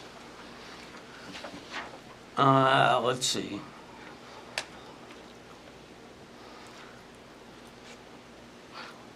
Additionally, we're in droughts. And since the year 2000, we've only had 2 years that we've not experienced any drought signs at all. Of the remaining years, we've experienced 14 years of D1 conditions. D2, they get worse up to D4. D2, 8 of those years. D3, 8 of those years. We're currently in an abnormally dry period. Every year, we worry about our wells going dry. And what would we do without them, And the developer told us at the meeting the other night that they bear no responsibility. And I understand that. And since they bear no responsibility, and we as residents don't have anything that we can do about it, we depend on you guys. And we need you to take care of us on this, because we don't really want to have to start drilling wells. And lastly, I'm just wondering about the fire prevention that they were talking about at their meeting last week. They said they proposed to put sprinkler systems or something in their houses. I don't know all the specifics on this, but it seems like that when you put a sprinkler system in a house, if it's I'm not sure if it's a wet system or dry system, but you're required to have a flow of 13 gallons a minute. I'm not sure where you're going to get that. Or you're required to have a 500-gallon tank. And, maybe these are accurate, maybe they're not. But maybe fire wants to look into whatever their plans are. But, yep, that's about it. Thank you. Thank you. Thank you. Anybody else hiding out in the hallway there? Our next applicant is hiding in the hallway. I'm John Weigler, I'm one of the developers, or possibly. My thought was with the sprinkler systems, I've done them in a number of houses, probably for over the last 7 or 8 years. Most towns, well, I guess it's a state standard that the fire department, you have to, in order to do a subdivision, you have to supply so much water to a particular house in order for you to satisfy the standards of a fire. So most of the towns now we go to a sprinkler system with a 500-gallon tank or some type of a tank in the basement that's filled with water. And all the towns around have been accepting that as in lieu of having town water, a cistern, or a fire pond. So it doesn't have any effect on the town. If, let's say we put a cistern in, and you had 2 or 3 cisterns in this parcel, and then something happens and the cistern cracks or breaks, 10 years down the road, and then it drains all away. You guys have a problem in your hands because you don't have any water in the development, so that's why we try to go with a sprinkler system, because it seems to be a better situation. It's not made to put the fire out in the house, and douse the whole entire house, but it's made to be able to get somebody out, with life safety standards, and so that's what we try to do that instead of doing fire cisterns, because the fire cistern, if the fire truck doesn't get there, nothing's happening. So I think it's a better system all along. Also, I like to drill my wells before I build a house. I'm not conventional, I guess, but for the most part, I don't want to put up a, $300,000-$400,000 worth of lumber and foundation and everything to find out can't get water. So I always try to drill my wells prior to me doing any foundation work or any homework. And I guess, I don't know, I used to be on the planning board back years ago, was down in Londonderry, and always, when we were down there, they always wanted to make sure that the roads went through. These cul-de-sacs and things like that sometimes present problems. You over the length of a cul-de-sac of over like 1,200 feet, they wouldn't allow them anymore because the fire hoses and fire trucks can't go all the way down the road. Or if there's a tree that drops down across the road, there's no way of you getting to that house to be able to fight the fire other than go out there and chainsaw everything up. So most of the time, most towns would like through roads. I know it does create, more traffic, but it's a safer option. And with this particular subdivision here of 46 lots, the road is only 4,000 feet, so it's a pretty minimal amount of maintenance on a road system for that amount of houses. And then I know that somebody said something to the effect that it's not in the I guess in the neighborhood. There's no open space subdivisions like that because now I guess it's required. So that's the only reason that we're providing an open space, is because you have to, in 20 acres or more, you have to do it. So that's why we're proposing the open space. Thank you, sir. Thank you.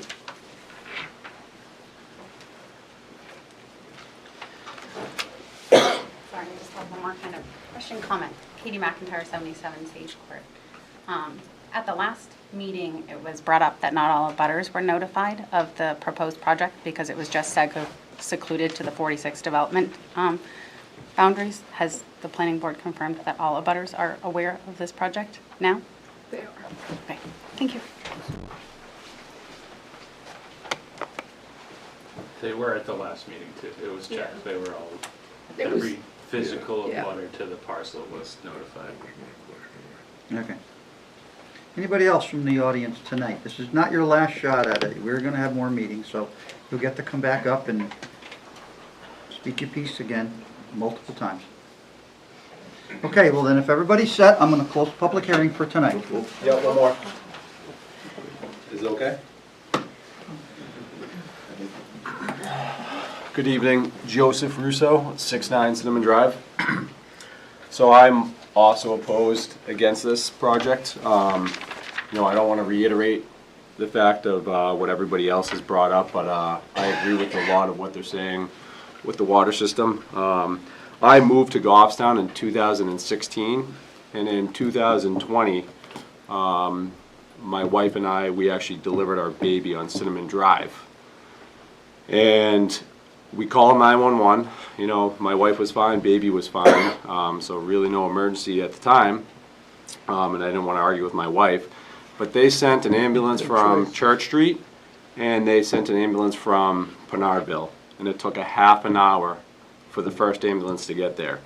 We didn't get to the CMC hospital to an hour and 12 minutes after I dialed 911. To me, it's completely unacceptable. If that was a real life safety emergency, it would have been a problem. I live roughly about 12 minutes from CMC.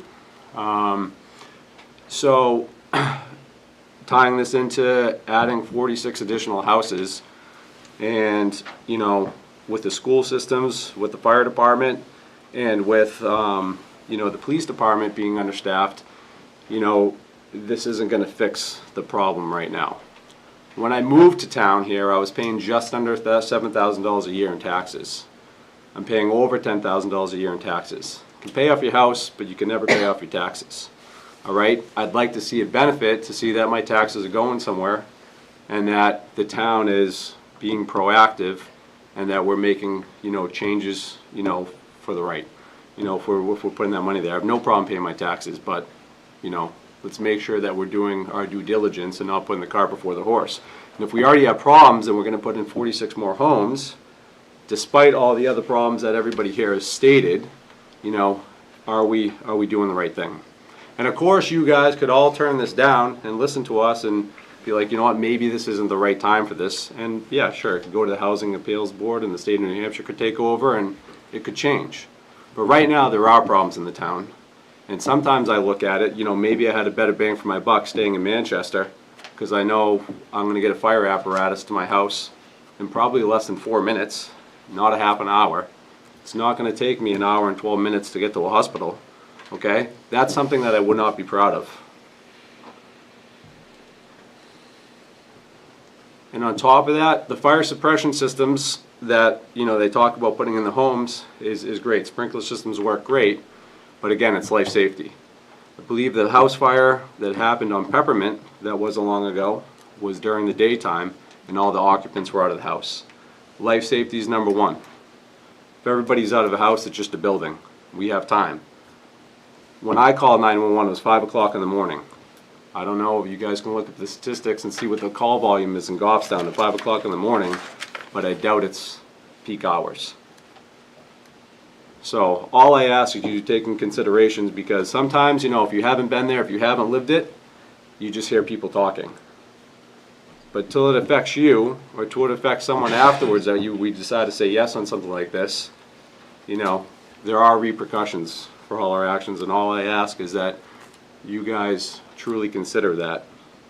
I'd appreciate that. Thank you. Thank you, Joe.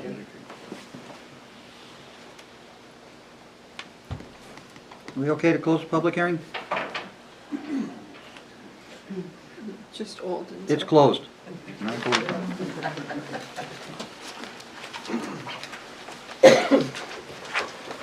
So I do not want to have this meeting go any farther.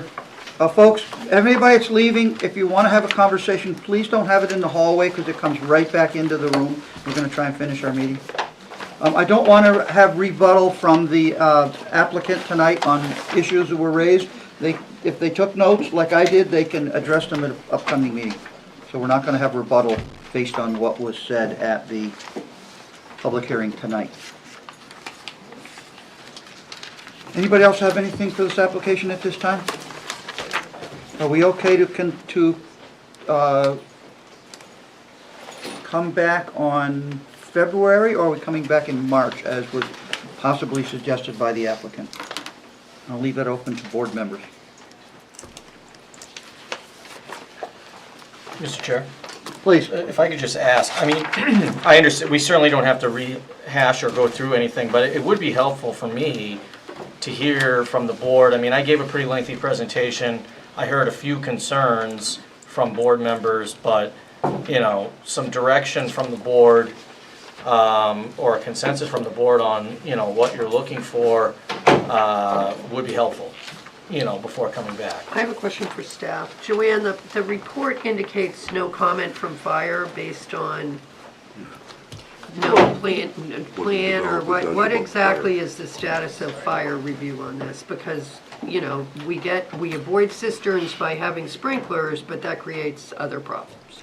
So he's looking for more information from Doug because there was nothing on the plan that showed how they were going to fight fires. So Doug, I talked to Doug earlier today, and he's going to reach out to Captain Lavoie to provide him with the information and then see if the fire department is favorable to just do sprinklers. Because the fire department cannot, because of the state law, the fire department cannot ask for the sprinklers. It has to be offered by the applicant, and then the fire chief can say, okay. Or he can say, no, I'd rather have cisterns. It's up to the fire chief. Right, so there is a further cistern sprinkler system discussion that needs to occur. And Doug's aware of that. Okay, I just wanted to know because there was nothing in the report, and that seems to be a big issue. Anybody else? Tim? Phil? I have a question, and it doesn't have to be answered tonight, and if it's the wrong time, that's fine. You know, I can get the answer perhaps directly from staff. I guess being in the open space ownership, as to who, if the ownership is the homeowners association, and we've had other of these open space developments that wound up with, were supposed to have the ownership, and there is no homeowners association. So how do we address that? I mean, is there any way?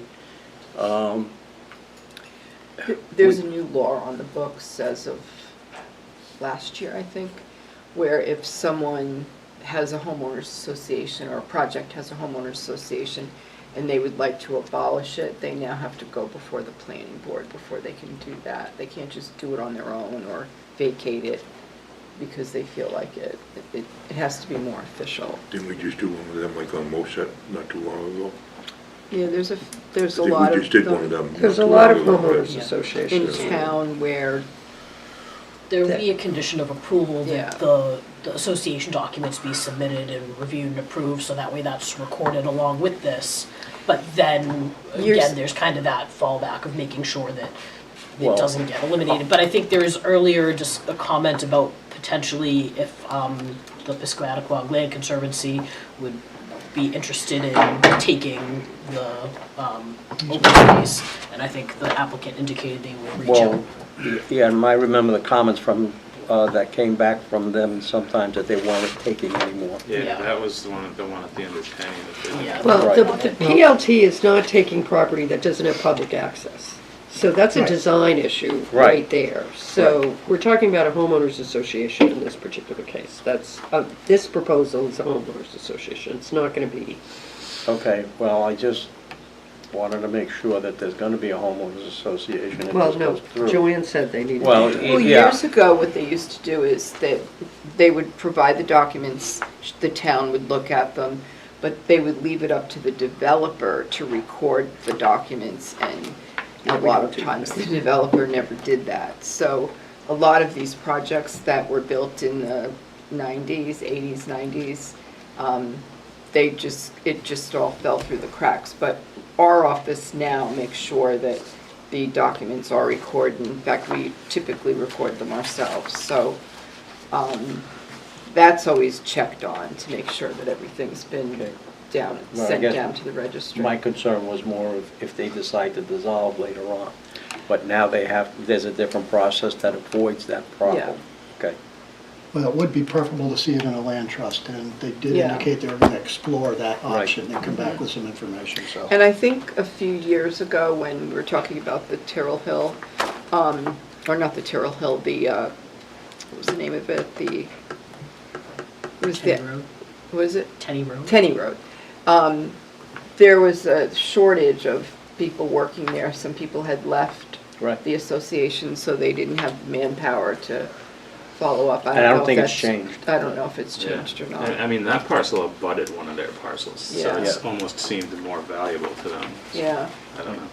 All right, thank you. So the applicant's probably looking to know what we need for additional information if there's more. And I heard that the chair and other folks with concerns on water and if there be, some data provided documenting, issues with wells or, I heard one abutter mention I've heard a lot of water concerns, but I heard one abutter in particular suggest a common water source or common well.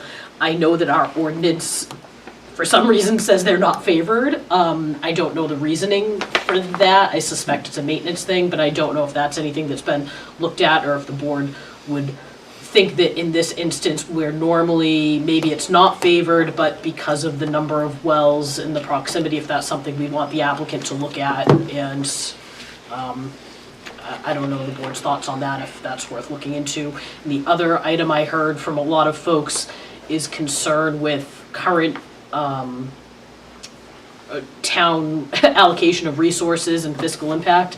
And we realize that there's current concerns with budget. We can't, we hear and understand the concerns. We live in the same community, we know, but we can't put requirements on this applicant for something that's an existing problem, but I don't know if there could be at least, we haven't seen any school or fiscal impact analysis, and it's 46 houses. In terms of other communities, 46 might not be, and I know that you did a lot on the traffic impact and kind of said, we did a lot more on this than what we would normally do for 46 homes. It may be something that, and I don't know if other members of the board would like to see some sort of fiscal impact statement or school impact analysis on, 46 houses, how many school-age children are we expecting? And We have not seeing heard that. back from the school district. We've And sent I was out a surprised, couple of I was requests. actually Yeah. surprised by that because they wanted it on the smaller amount that was on South Mast. Yeah, from the condos Right. that were, I'm surprised that the school board or school district didn't ask for that. So I don't know if, in our regulations, we can request, and I don't know if that's something in addition to some data on the water, if school or fiscal impact is something that the board wants. Yeah, there's a line in the regs that say that you can ask for pretty much any additional study. Yeah, we want to be reasonable, but I think that if with the concerns we heard tonight, knowing that existing fiscal concerns and resource concerns of the town cannot be, put on this developer, but incremental impacts, do we need some sort of analysis to identify if there is any impact or if it's de minimis? If we had, or not we, but the school district had asked for a study, they hired a consultant to do a study. It was Mark Fougere, to figure out how many school children would, come from each single-family home and apartment, whatever. And I have a copy of that. It does provide a number.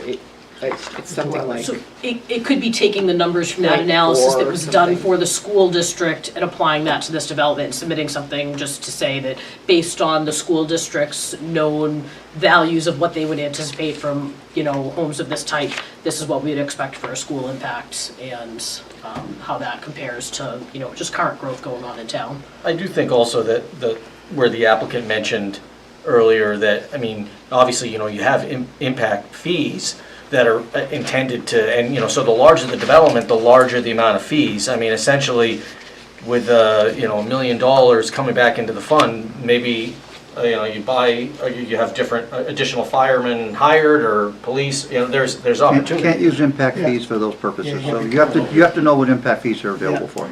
Capital projects like building and such, they're not Aren't they allowed- related to They are exactly- not permitted by state law to hire employees.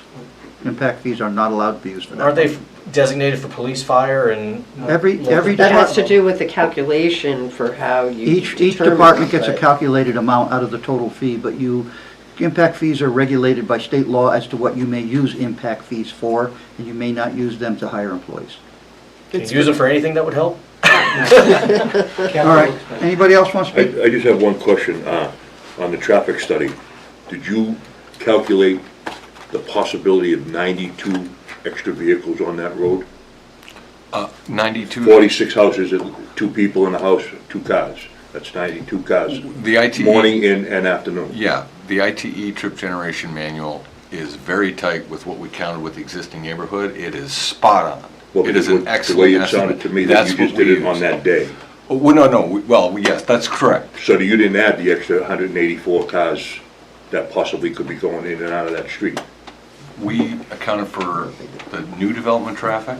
We counted for cut-through traffic between the neighborhoods.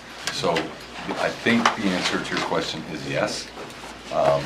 The way the study was done and reviewed is the standard practice. That's it. Okay, because that's just a minimum of 92. It could be It sure more. does sound like you should be offering up additional day traffic counts instead of a single day traffic count, when some of the residents stated that there was construction on that road which would have limited the amount of cars on the road that day. So I think you should be considering doing additional traffic counts on different days of the week, at least 1 or 2 more counts, which are just numbers. They are not going to make you redraw all your data, but at least you could verify the numbers that you have presented as accurate for trip counts. That's for you guys to consider, not being instructed. Anybody else? I have one question on does this board, I mentioned it earlier, is there any interest in a site walk? Because I am going to get back to Patty. I didn't, Not me. And anybody else? Just wanted to throw it out because I'm going to reach out to Patty and getting the Conservation Commission. I mean, the Conservation Commission will do it, and then we can report our findings back to you, but we're not gonna do it with snow and ice cover on, I can tell you right now. So- You can't learn anything, as you know. Well, when do you want to do it? Bare ground. Well, I don't think we're. July. Yeah, we're going to be looking to be approved before that. No. Bare ground. See You how that ask a goes. question, give me the answer. Okay, so we're not Barbara, going to. did you want to comment? Yeah,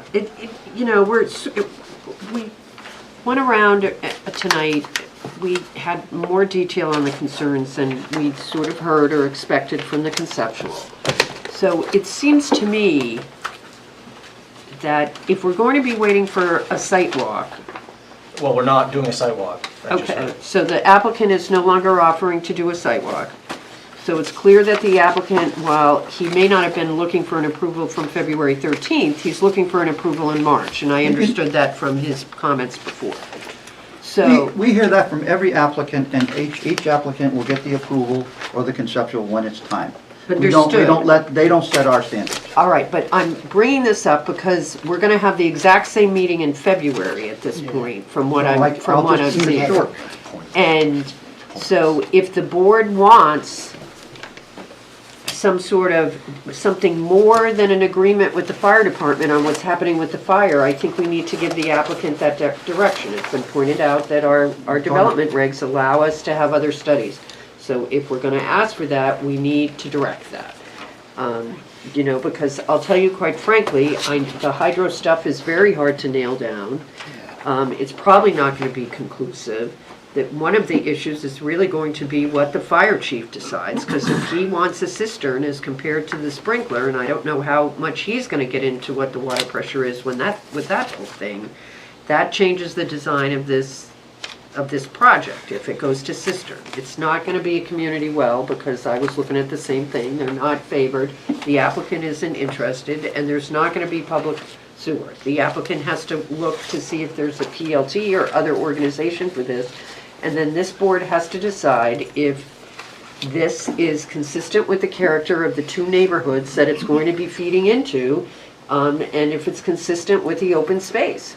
So, I don't know why I'm trying to so we tell the applicant what we want, and if we come back, we have a substantive discussion rather than getting into details that we either get studies on or we've sort of talked about. I mean, the traffic study was done with ITE, that's what we require, that's the industry standard. It's hard to understand with the numbers, but whether or not there's more traffic on Tibbetts Hill or Tyrrell Hill, when they do an actual count, actually makes the impact of this development less. So we can ask for it, but Well, we at least heard that what limited traffic data they collected was done during not a typical time period. There was construction, the traffic wasn't typical. And I don't think it's asking a lot for them to go out and supplement the data during a more typical. But I guess the Period. point was, is it's still an ITE generated report, and the impact is on intersections that already exist, one of which is failed. So I'm not saying they shouldn't go out and get more traffic. I'm just saying it's an overall board where we're going, because that's what's gonna happen. So I'd like to know where the community well regulations is stated that we don't prefer I that. just- And who provided that information Yeah. for the rule? Yeah, I don't Because know. we have other places in town that have community wells. Yeah. And we've had places in towns that there's been a lot of I problems just with looked too. at it tonight. Under our water systems It's Evans regulation, it water just says system. common water systems are not favorable. Right. So, to talk about water, Doug, over on Juniper Drive, which comes within a close distance to the corner of your property on the lower corner, there's a piece of property there that's owned by the town of Goffstown at the end of Juniper Drive, according to your map. There's public water at the end of Juniper Drive. I don't know if you know that or not. There's a pump down at the bottom of the hill by Center Street, and it pumps the water to provide those houses with public water. Yeah, I know what you're talking about. So I'm asking you to consider whether extending the water main from Juniper Drive up to your project would be a feasible idea to consider, and it would solve the water problems, because now that's Manchester Water. So Manchester Water owns that water line, and they have lots of water to supply up to the neighborhood. Do you have to go through a wetland to get there? Well, That's you might have that's to go doable. to the edge of it. There's a lot of dry land down there that they want to build houses on that one side. It's under that lot summary statement. You might be able to get by the edge of the wetland with it, but Town's parcel that's over here is almost all wetland. I don't, it's their job to figure out how to get up there. Yeah, They can get an easement from a neighbor. There's, Donovan's family owns land that looks like it's dry land off the end of the road there it looks like a landlocked lot, actually. But the point is that there is a public water supply at the end of Juniper Drive where the water main ends from when that subdivision was built back in the 80s. They have a pump to boost the pressure. Possibly you might have to put another booster pump in at the top of the road to boost pump water pressure for the project. But that's an avenue for you to consider for getting water to the project without all the wells. Yeah, I mean, I can And certainly the look at developer knows that, he's sitting in the audience, he knows that a well at this time is anywhere from $18,000 to $25,000. And Yeah. it's typically 1,000 feet. It's not 400 feet. Well, we're not taking comment from you, ma'am, at this time. Well, so yes, to, So consider options to us requiring a hydraulic study of some kind. You're gonna come back with the data from the well water board around the neighboring wells, I hope, for a subsequent meeting? So we know that if the wells all around the neighborhood are at 900 feet with 1 gallon yields, that doesn't look good. That looks like the water supply up on that hillside is pretty taxed out at this time.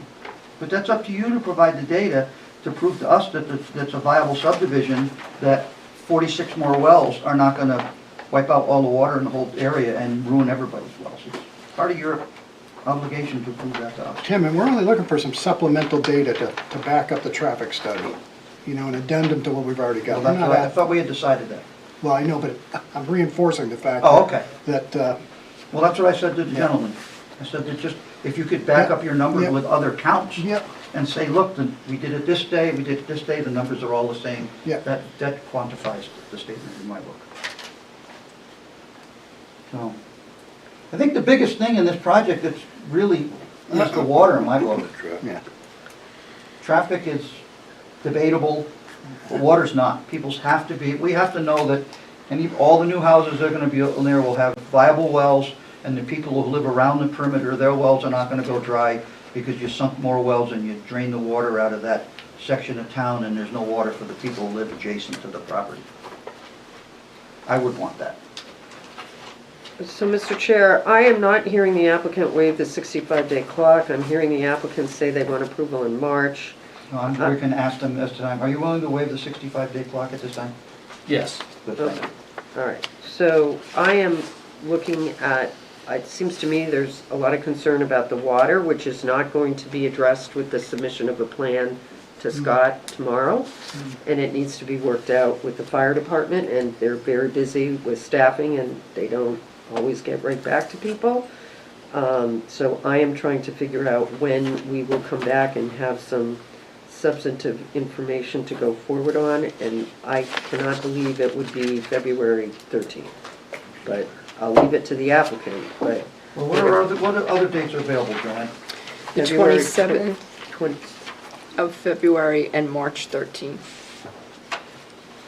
We could go another 2 weeks to the 27th, or it's 6 weeks on March 13th.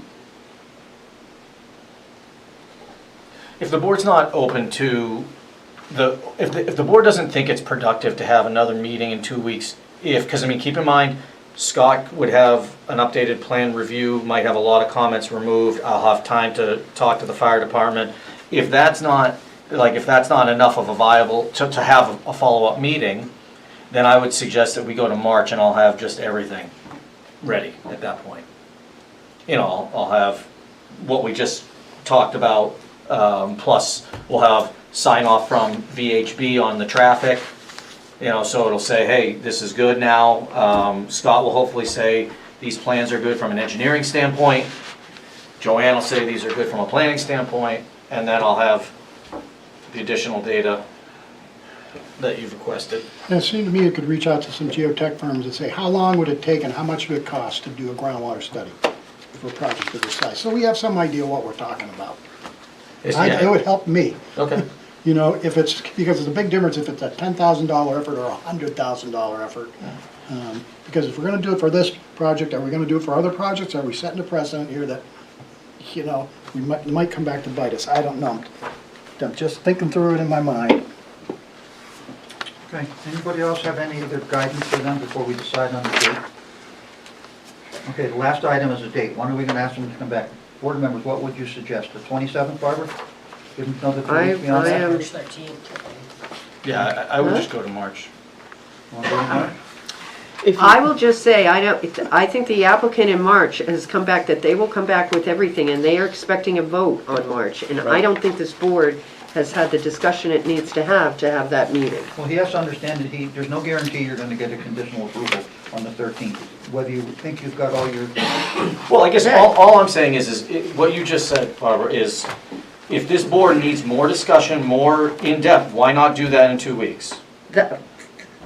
I'm just asking. Maybe And the then- board and then I doesn't can think. And then I can take a month to come back on March 13th, a month later, to have anything buttoned up. So if this board's looking for multiple meetings, which I totally respect and understand, I don't see why we can't just be continued for 2 weeks and I'll have additional data to discuss. I think that's the key, is that there's gonna be something to responding to the concerns that were raised tonight to discuss in 2 weeks, because I don't think you want to come back for another meeting that's just rehashing the same questions. So I think if you're able to provide a submittal that responds to some of the questions about water, about, you know, the traffic, I think if we can have a productive meeting and you're able to, then let's do that, but if it's... I mean, I'm sure I can't have a full hydrology, Yeah. something I know you done in But 2 you weeks, can look at the but there's a well lot of data, things I you can. can I can talk to the fire department, I can have Scott have his plans updated, I can follow up, Rob can follow up on, you know, what additional potential data he may have that he can share on besides, because he put counters out for multiple days. It's just a processing issue, which is a cost, a significant cost, actually. But, because every time you process, it's thousands of dollars for the processing company to go through with a video and do all this stuff. But maybe there's some options to say, okay, hey, like daily count on the following day was still X in line with what was done, or whatever. That's all we're looking for. Yeah, so, I mean, we can get a lot of that type of information, plus if there's additional feedback or additional discussion that the board wants to have. Well, if you're gonna talk about traffic counts, that's for Scott to verify and report to the board on. It's the substantive issues, which is the issues with the water up there. That's a substantive issue. People have talked about blasting, which you really don't know about because you don't know until you start excavating to build a road. I don't think you're gonna get a hydrology study by next week. 2 weeks? Are you gonna be able to contact the water well board and get all the information on all the depths of all the wells and provide a report to us on that? No. No, so February 13th would be a non-productive meeting. Let's go to March then, and I'll do my best to have everything ready, and we'll see what you think We'll go from after there. you review it. So the additional counts for the traffic study, I was gonna go look at our daily schedule to see what our crews are doing on that day. If there was construction on because I know we did a bunch of pipe work and some paving on Tibbetts. If they were doing construction on that Thursday, they were there the Wednesday or the Friday that your counter still would have been out. So I don't know if those additional counts would ease anyone else's minds here. So You have to check their schedule and let him know. that's what I'm gonna do. I'm gonna go back and see because we keep logs of what everybody did for each working day, and if I. Well, and if we're talking about just one location too, I don't think that had a massive impact to It the would study. have just been Tibbetts, because Okay. Tibbetts we repaired some drainage and then we resurfaced it this year. Off the You top of my didn't head, I close the don't- road, correct? We did not, no, we had typically one-way alternating when needed. Other than that, it was just a flagger that is, I mean, it's not a. We'll follow up with you on that. Yeah. So I wrote down the dates or the date, and I was gonna check, so. Thank you. Yeah. Barbara, could you make a motion for the 13, please? So when you do this, Barbara, could you also change for the two lot, because that was continued to the February 13th? Okay, both applications. Okay. I make a motion to continue both applications associated with map 6, lot 54, the proposed lot 54-1, and lot 32-16, which is part of the subdivision, to March 13th. Second from somebody, please? Second. Any discussion on the motion? All those in favor say aye. Aye. Aye. Opposed, abstention? All you folks in the gallery, you will not be re-noticed. This is your notice for the next meeting. Thank you very much for coming, everyone. And as I asked, please have your conversations outside where it's really cold, so they'll be short, so that we can finish our meeting. We have another applicant here tonight that's been waiting patiently.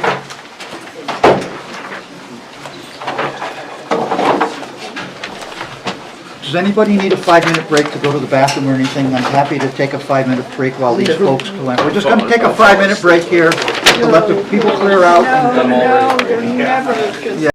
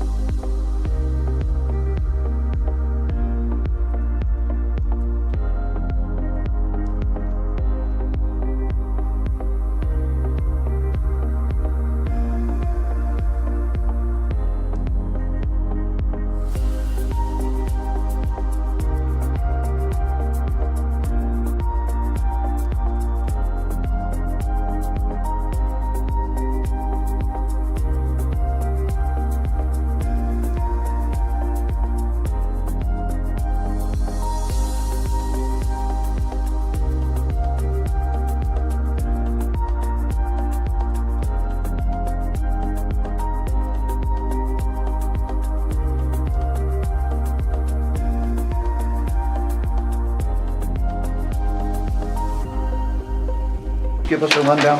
Yes, so we're looking at map 1, lot 36-1. This is known by everyone as the Gardens at Uncomunic Mountain, and it is located on top of the mountain. And it used to be, what is it, Mount Perennials, I think it was called? Uncomunic Mount Perennials. It's been in business for a long, long time. That owners, also, the owners, Annette Reinerson and her husband, also live on the property. There's a single-family home located there as well. So this was going before the select board for the past 7 years for a special event permit. And the select board was approving it every year. And then all of a sudden, the town administrator decided that it should probably come before the planning board because he thought we should have a plan on file that showed what the events were and how things were located out there. So the Reinersons hired Alden. Hi, you're here. They hired Alden to put together a plan as to what is actually happening on the site as far as parking, the private roads that go through, where the ceremonies are held and things like that. They do, there's really no buildings per se that go along with this plan. They do have tents, have a tent set up for when they do hold the wedding ceremonies. And there's a small building, I don't know the size of it, but it's quite small, that they use for other events, or the bride would get ready there with her bridal party. The food is all catered, there's no cooking or anything like that going on. And it only runs from May through October, so it's a seasonal venue. The restrooms are provided by a mobile restroom, like, you know, a nice, not an outhouse, but like a nice setup where it's sort of on a trailer. The parking itself, there's 2 parking areas. One consists of 15 spaces, the other consists of 27 spaces, and there's also overflow parking in an open field. So they are here tonight to ask for some waivers, 2 waivers. One is for the drainage study and the other one is for a traffic study. And that's, the reason for the waivers is because the site has existed for many, many years and they have been doing the wedding venues for the past 7 years. There's no new construction happening, no site changes are proposed. The site is just remaining as is, and the only reason they're here is because they were directed by the town administrator to come visit us. None of the departments had any comments. Everyone was fine with what they were doing. I know there was a rumor going around last year that they were causing some traffic issues. That was actually, I spoke with the police chief about that, and that was actually the hikers that used the hiking trails up by the mountain that were causing those problems. It had nothing to do with this site. So I think the recommendation is to find the plan complete, pending those 2 waiver requests. Is there any regional impact? And there's no regional So impact. moved. Second. I think I wrote it down in advance. With the 2 waiver requests 2 waiver for for acceptance purposes Versus only. only drainage and traffic. Yeah. Thank you. Okay, any discussion on the motion to find it's ready to review with 2 waivers for discussion purposes only? Seeing none, all those in favor say aye. Aye. Opposed? Abstention? Motion passes. So there's a letter from Conservation, Joanne? Or a memo or something Yes, here? there's a memo from Conservation, and their comments were no issues of concern because nothing on the site was changing.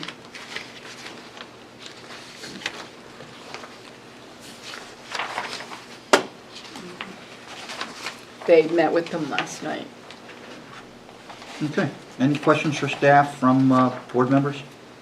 So can I just ask, so previously the special event permit would basically be one permit that was issued that was blanket for the year that would allow, so it wasn't, I mean, it's not like Wasn't there's event more specific. events happening now. It was just basically each year they're coming Each back. year and they You could have were- done it 7 days a week if you wanted to, and that's still the case. Okay. Well, Go ahead. I don't know that, I sort of was in the office when the whole scheme for the special event permit was put. yeah, back as far as with 7 days, I think they present what they're doing and then the selectmen approve it based on what. For the year. For the whole year. For the year. Not, Yeah, so it was Right. once a year they would get the permit, but the tent, you heard the tent, so Yeah. that's what they come in sort of per event for, is they have to deal with the fire department to get Yeah, a tent permit. And those tents are inspected. Yeah. We'll talk about that when that. Okay. when we okay, get to it. thank you. Anybody else? Questions for staff? Okay, folks, you're on, please, for the record. Yep, for the record, Alden Boschman from Keelan Enterprises. With me is the owner of the property, Nettie Reinerson, and her lovely husband, Mark, for backup. Joanne did a great job outlining the whole situation. The only thing I'm gonna add is that there's been 2 businesses on this site in the house for 45 years. And then it's been the last 7 years that they transitioned into the outdoor venue and so forth that they have. And so you'll notice on the plan, there's a section of operational notes on the right-hand side, and then special conditions. These were all notes that were kind of passed down over the years between the fire department and the town, and they were part of the special event permit. And so all we did is just consolidate everything that's been happening over the last number of years into one simple to understand plan to show the existing conditions and use of the property. Questions?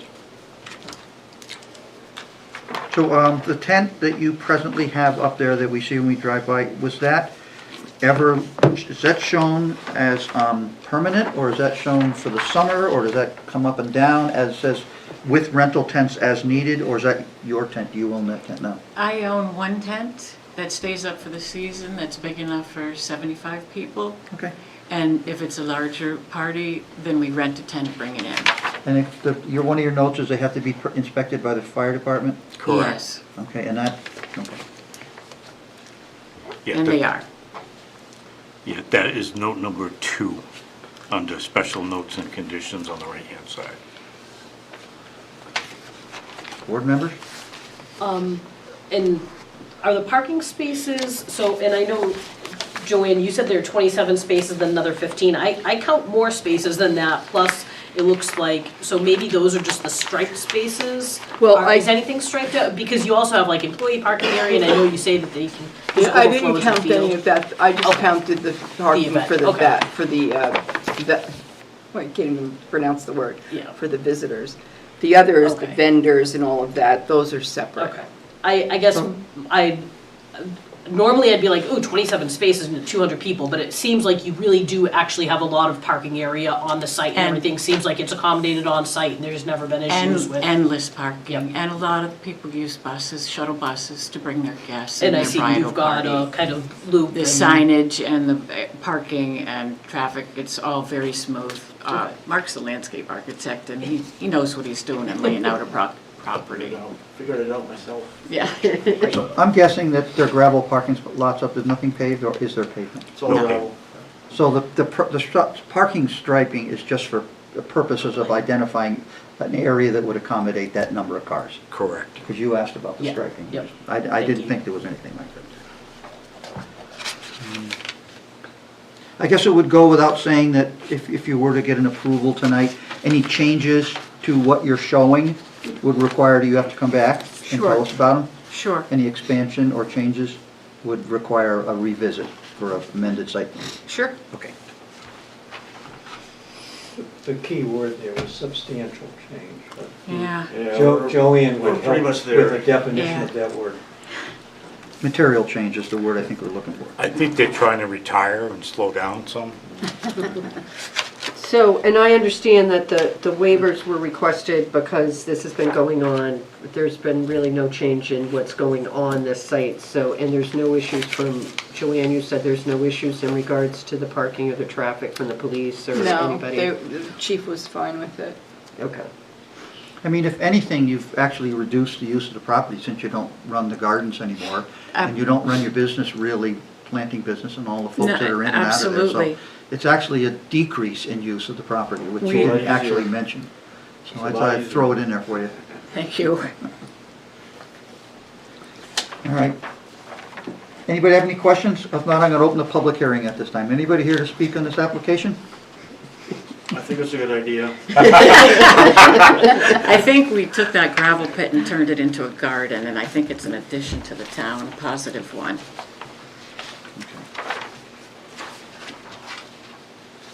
All right, do we have any comments for these folks, or are we gonna be happy and move on? I'd make a motion to grant the waivers, except I forget the language and we can't find it in the... Well, the waivers are for the drainage study and the traffic study. Yes, but I forgot the conditions. Well, I haven't seen any water on the road, so I guess we don't need a drainage Yeah. study. I don't think we need either. So. I don't either. Okay, so let's vote on the waivers first. Do we need to give statements of... Findings of Findings fact of on the, fact? I don't think Not on the on the waivers, waivers, I right? think on the. No, we're okay on the waiver? So we'll I just, think we we just can need just findings have a of fact motion on for waivers and dispose of waivers. I couldn't remember. And you have to vote on, we have to do them individually just to be legal.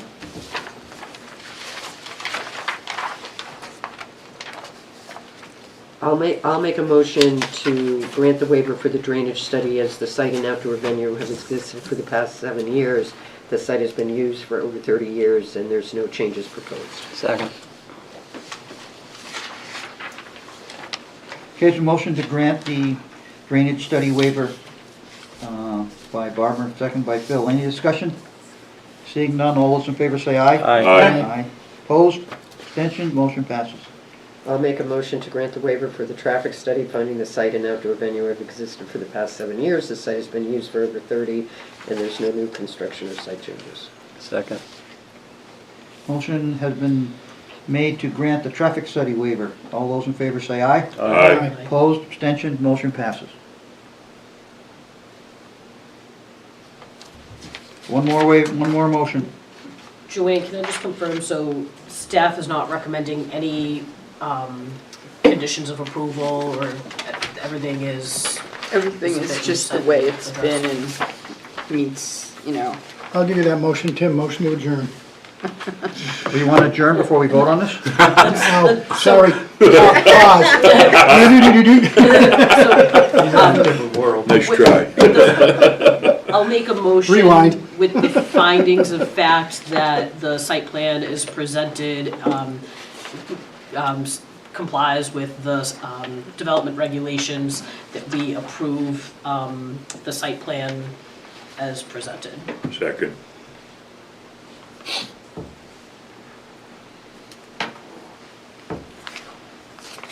Okay, there's a motion to approve the site plan. With no conditions? No conditions for staff. Okay, for staff recommendation. Any discussion of the motion?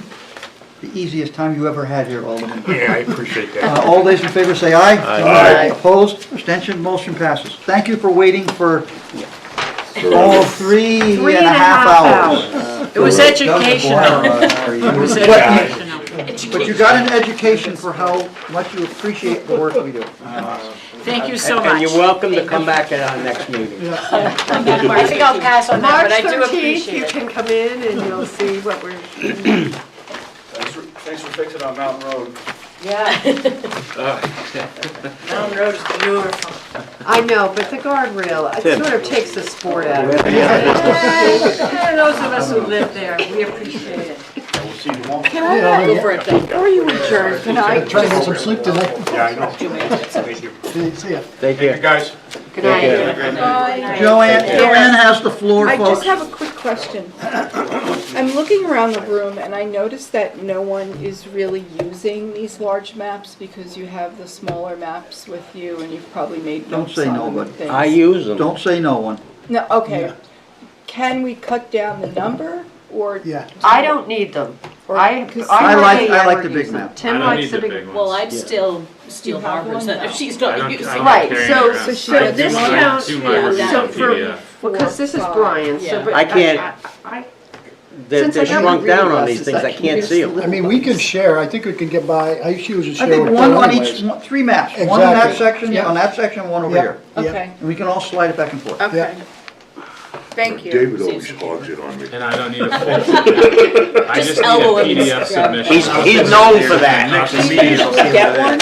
Anybody Do else? you get a paper one? and I Okay. don't like them. They're just. Did anybody there's have just a anything pile else of for them the behind my board house. tonight? Motion to adjourn. Second? No, Carlos already made it, who seconded? Bad. Jim, you threw me a curveball though, because usually when we say I'm looking for one more motion, it's the motion to adjourn. That wasn't the one I was waiting for. The motion on the floor, Mr. Chairman. Oh, and one other thing, this isn't No. anything that you need to, you know, We have a vote motion or on the anything, I floor. just want to give you the information. Conservation for the Open Space Committee. Oh, yeah. Conservation appointed Evelyn and David. We're waiting, the ZBA is not meeting until the 11th because of town meeting, so we won't know till then. That's why I changed the deadline to the 14th. And someone named Betty Vaughn would be interested as being a public participant, and I have her email here. We're not taking, well, we're having two members at large, that's correct. Yeah, so Yep. I guess Well- I'll just hold on to it. So just But, hold on to wait it. and We see. haven't received anything else. When did you set the deadline for people to respond? February 14th. Okay, so. Okay. Now we can vote on the motion, right? I have one. All those in favor say aye. Aye. Opposed, abstention, motion passes. Thank you very much. GTV